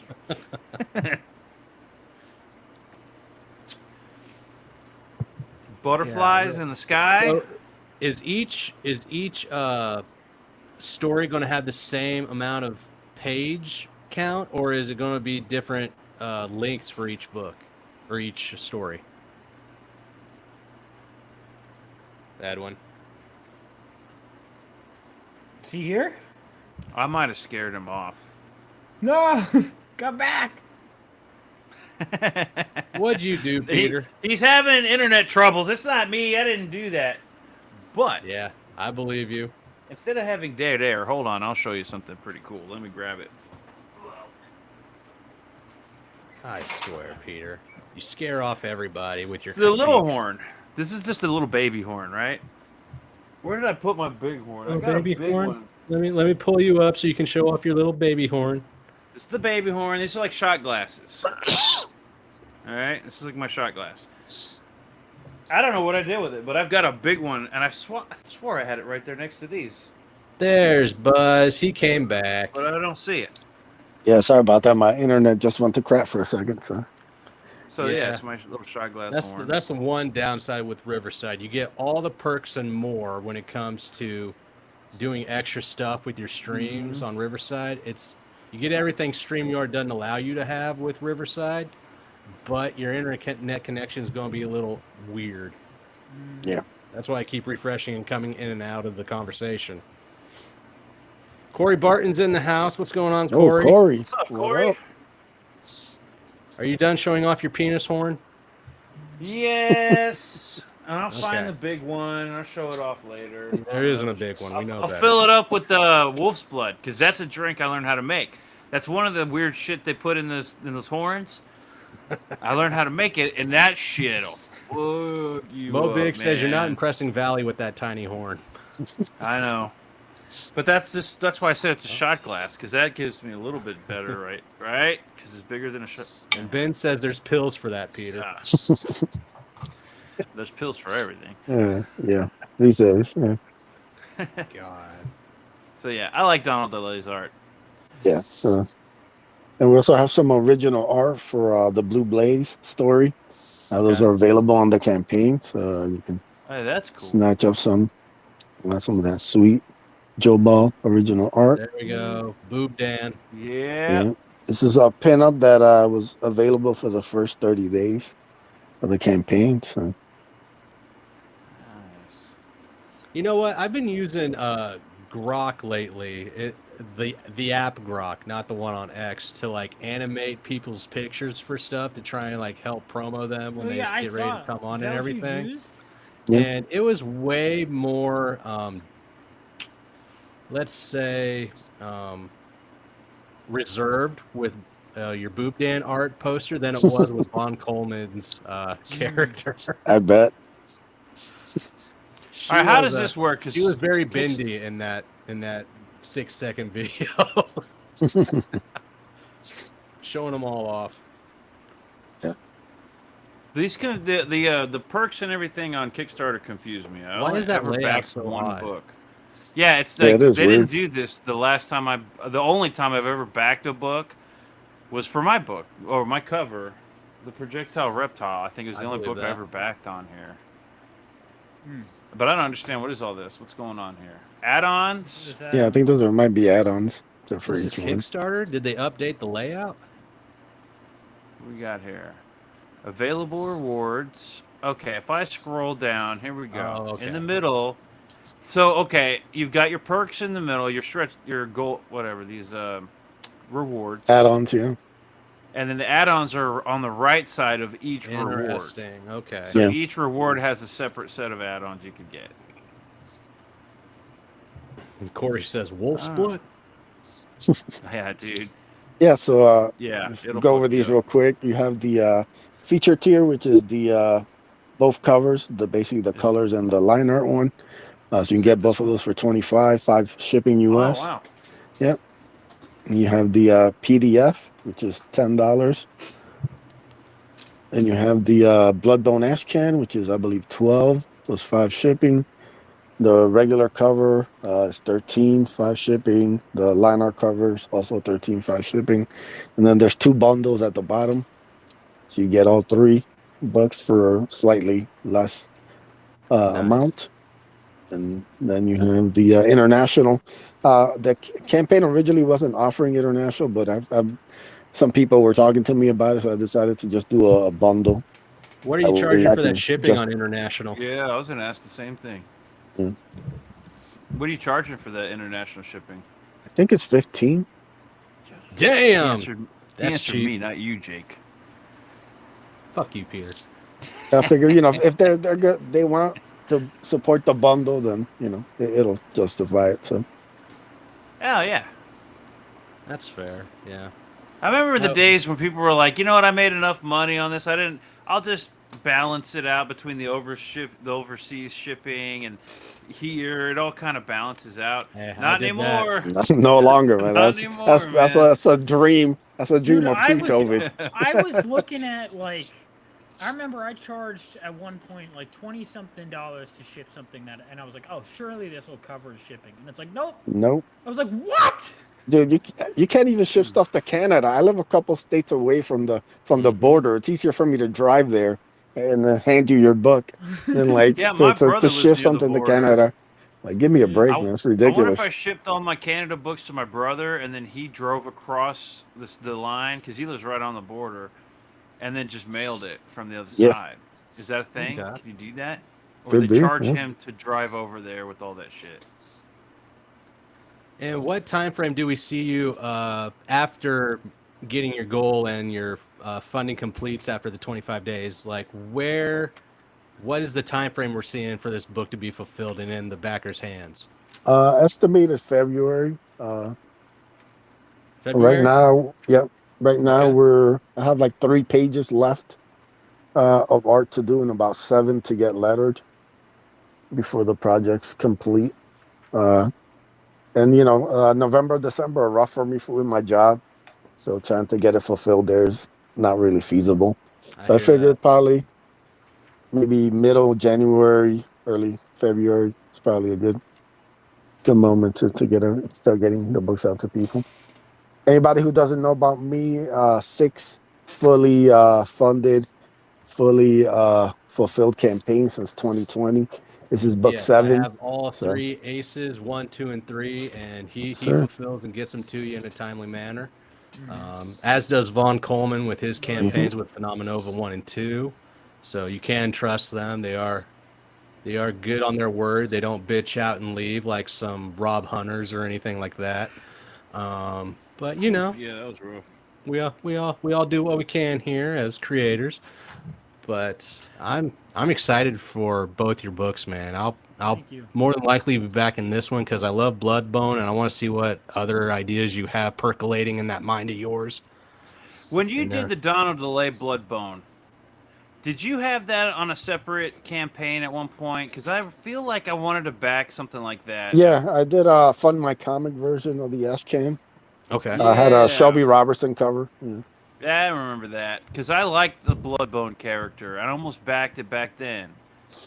Yeah, man, it's gonna be fun. I think like when people see the stuff, the art for the number 1, I'll be sharing it once this campaign's done. I think they're gonna flip out. Like the covers, the art, it's insane, man. Like pure action, insane detail in the pages. Joe's gone nuts on that. So yeah, it's gonna be a fun project, man. yeah, It's really it's gonna be something everybody's gonna want. Awesome. Okay. Let's see. 24 days to go, 42 backers. We're at Sure. 1,500 pledged. 1514 has been done. So you have met your goal. Now we're just trying to get some extra money in your pocket. Anybody out Yeah, there? try to get this up, and we do have Yeah, a stretch check goal this at out. 2,000. So if we can get that unlocked, it'll be a fun little You know add-on. what? We were talking Oh, yeah. about digitals. You said $10 for that? Okay, yeah, $10. I'm happy to see more anthologies taking PDF. place. Vaughn, Yeah. Buzz, Ben over here doing a short his. story collection, that one too. And then I've wanted to do like a Phenomenal anthology book at some point. But I was like, dude, I've started 8 new projects. God damn it, let me just focus on the 2. Yeah. So This is the Bro. reason why part of the anthology, man. I already got stories for a second anthology. I already, scripts That already Bolt written action, for like, yep, you was know, a so fun it's like, one. it's one of those things, man. Like that creativity breeds more creativity. So it's gonna be some fun stuff coming. That's the creator's death right there, is getting caught up in too many ideas and not really planting one. That's the death of it. I Definitely do can that. be. I've He's been- talking I about have- me right now. Oh, I wasn't I've even done it calling you too. out, Peter. You Part did of that my, just now. short story collection, like I'll I had a call me character that I can't. Yeah, yes. I've been talking. Fuck you, Dean. All right. So, by the way, Dean is doing an art piece for the Phenomenal Anthology, or not the Phenomenal Anthology. Sorry, the Reapers in Pursuit horror anthology that launches next month.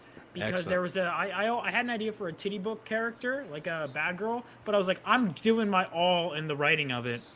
So I have an origin story I want to do as a comic, but I wrote a short horror story separate from that. And I was like, well, let me have a pinup of the character. So Dean will be doing that. So. Hey, if you Awesome. need ideas for disturbing things, just hit me up. Say, hey, I got this idea. He creates hearts, heart bubble emojis above his head.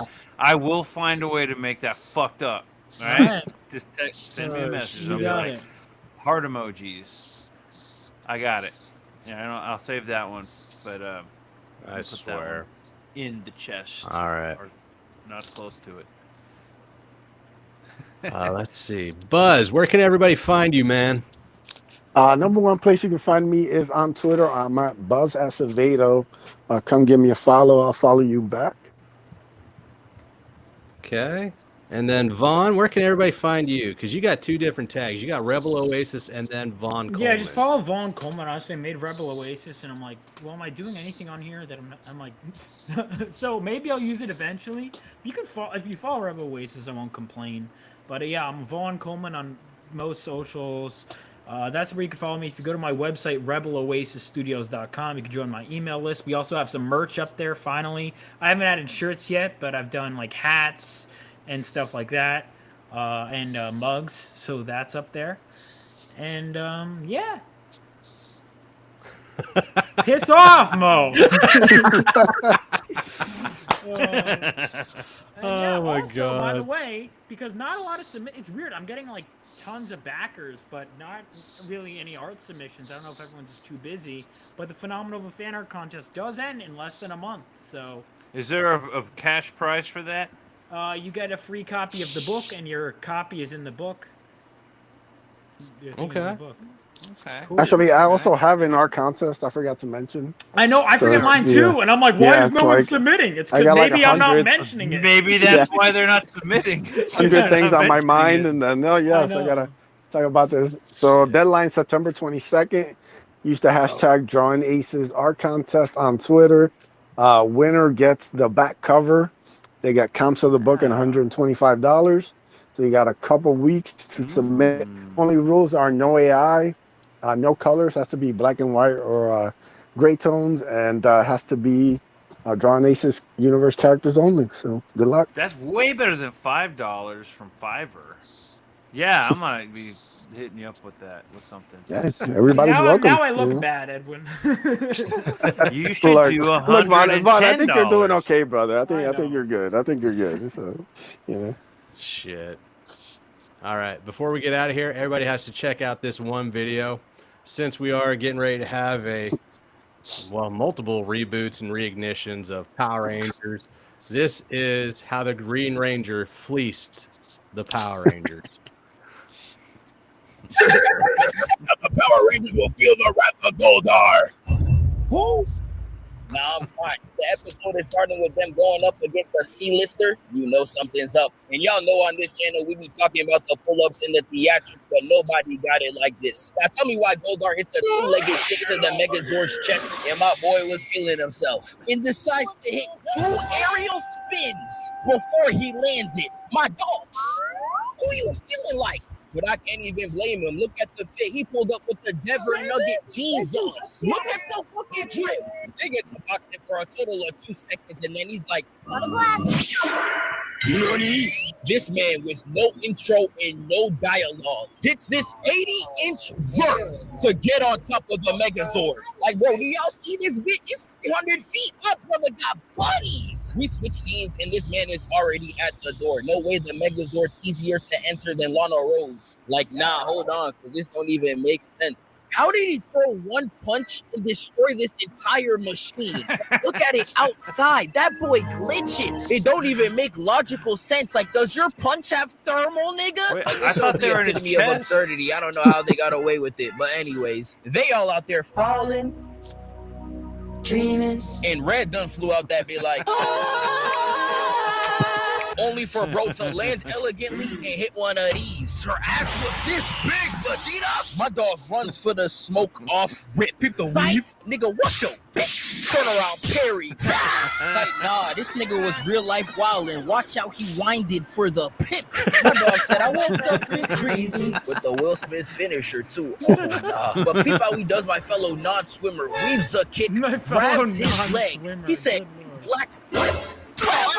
And then couldn't do it. He slapped this nigga. Had him hitting a fadeaway dab. Slapped so elegant, he slapped the poverty out of him. And this right here was crazy because, dog, what in the f is this? Have me watching this like, Jordan never did that move. And then locks up Yellow. And he really got blue to his chest like, peep the chain. Bro, nigga, he's following the case from Elliot himself. And Blue Ranger fighting for his life. He's like, dog, help, please. Green Ranger got so much aura on his chest, you think he's Cindy Sween. And I don't even know what his intent is anymore. He's just sleeping on these niggas for real. Martini in his hand and all. And he throws them on the floor like it's Wii Sports. Straight greased them. But Pink and Black pull up for the jump, and nah, she frying me. Pink ain't even about this life. Because look at her. Why is she running in defending? I'm crying. She don't even want to be here. She just want to look like she helping. And Green Ranger turns her to a Michael Bay poster. And he's out here doing them the worst. Look at this jump shot. Nah, what's he doing to LeBron? And throws them all to the side. And this is where Red does the sorry mistake of calling ISO. He said, Take me on with pleasure. oh my goodness, I almost left. Hit him so hard, got that nigga hit in a morning stretch. This is sick.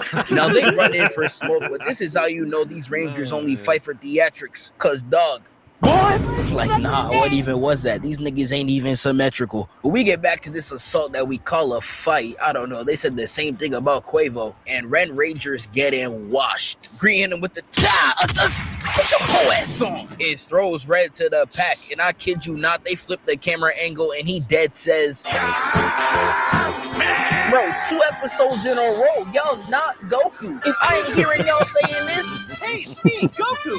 Is that all you got? and he really packs them all up and styles on them for the finisher. The disrespect is insane. This is an elite piece of shit. But the Power Rangers got whooped. Walked home looking like these. It was crazy. I know they felt like KSI after performing on stage. Just Did all subscribe that to only this for guy. the stat Can't line believe of I've 2 never claps watched of cricket and 87 Right. moves. And 4 of the 5 Rangers were like, F all that, and called them out for smoke. Really skip school and all. It's real sad. They'd rather jump niggas than educate themselves. Niggas terrible who raised up. And you know Green Ranger, any excuse to run a fade, he's like, bet. And he out there running everybody fade. He said, block, block, weave, Taya! Block, Taya! Blocks the attack and said, nah, y'all bugging. And this attack right here is the type move you see Kevin Gates hit after a show. Straight feet on Shawty's titties. Dan Schneider watching this like, oh, I needed that. And he packs them both How up. much He does time blue does and he black put bad into too. this? Yes, the hands are E for everyone. Even I slow like niggas. this video. He's straight flexing on him now. Peep the theatrical kick.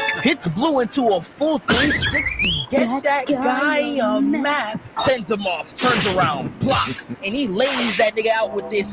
Esta pelea no es más. Pose. And you thought he was done? No. Because he real life hits this Negro with a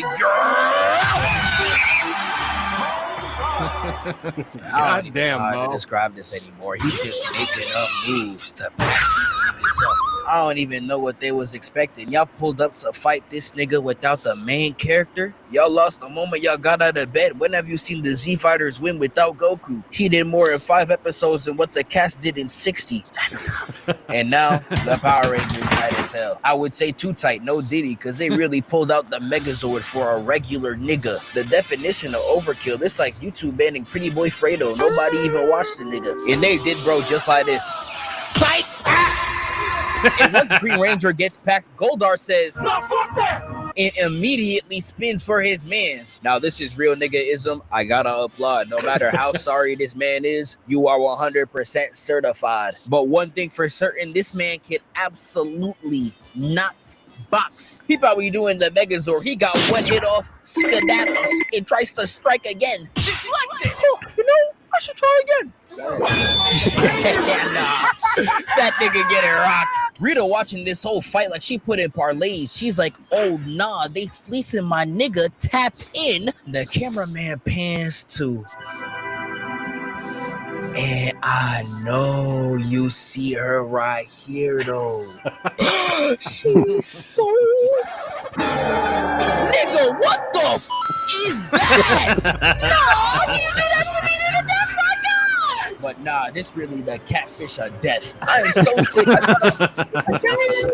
But instead, I'm getting Amy Schumer Poom Poom straight seafood, dog. What? And they really started cooking them bad, down bad, real bad. You suffering. Had Red losing his mind in the cockpit. He was like, all right, Blue, go left.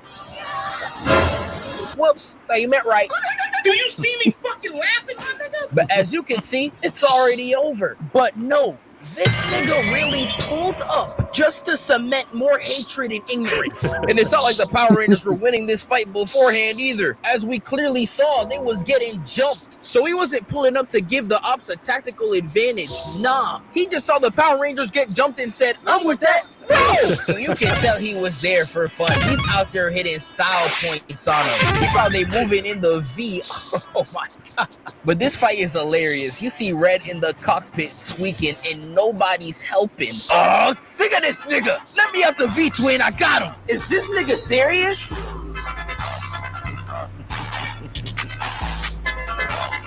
And look how they got the Zord surrounded, bro. I'm actually starting to feel bad. And they do that boy horrible. Straight electrocute him while Green Ranger's having the time of his life. He having so much fun. He hitting team attacks with niggas he don't like just to one-up the Rangers. They moving like the Olympics. Got lifelong ops cheesing like they best friends. And if I don't you remember the didn't Green think Ranger the show was going off the big like rails, that. This should really show it to you. After They really this sent the battle. Megazord straight to hell. Keep always out that did that nigga with her falling people. too.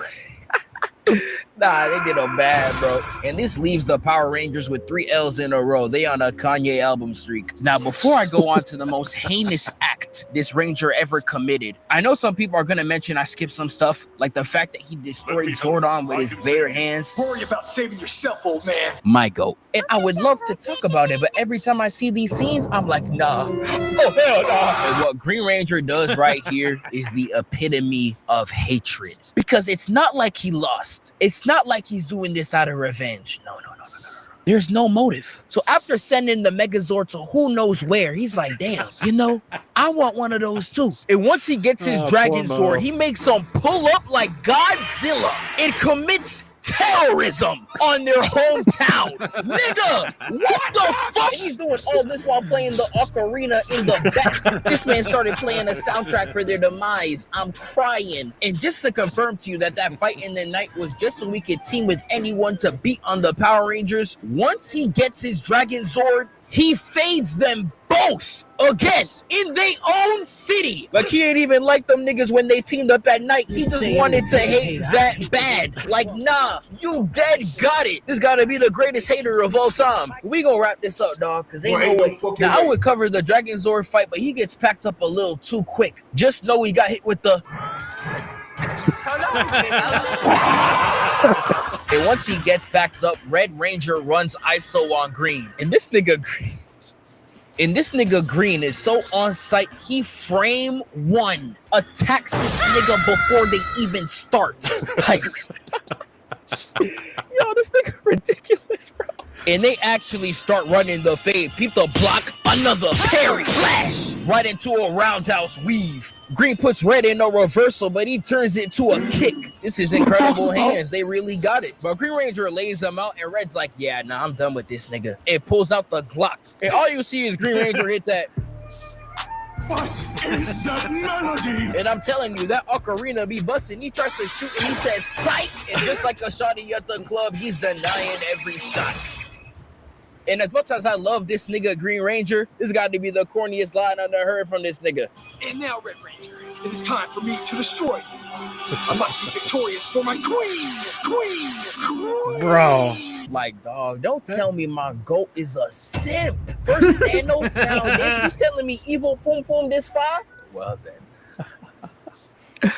Somebody go call her Rita. I know she hiding that Nyasha madness under there. That is My fault. You's a freaky ass nigga. But we get back to it, but this is how you know Green Ranger's beyond saving. He's moving so diabolical, not even the definition of pure evil can watch this fight with a straight face. She said...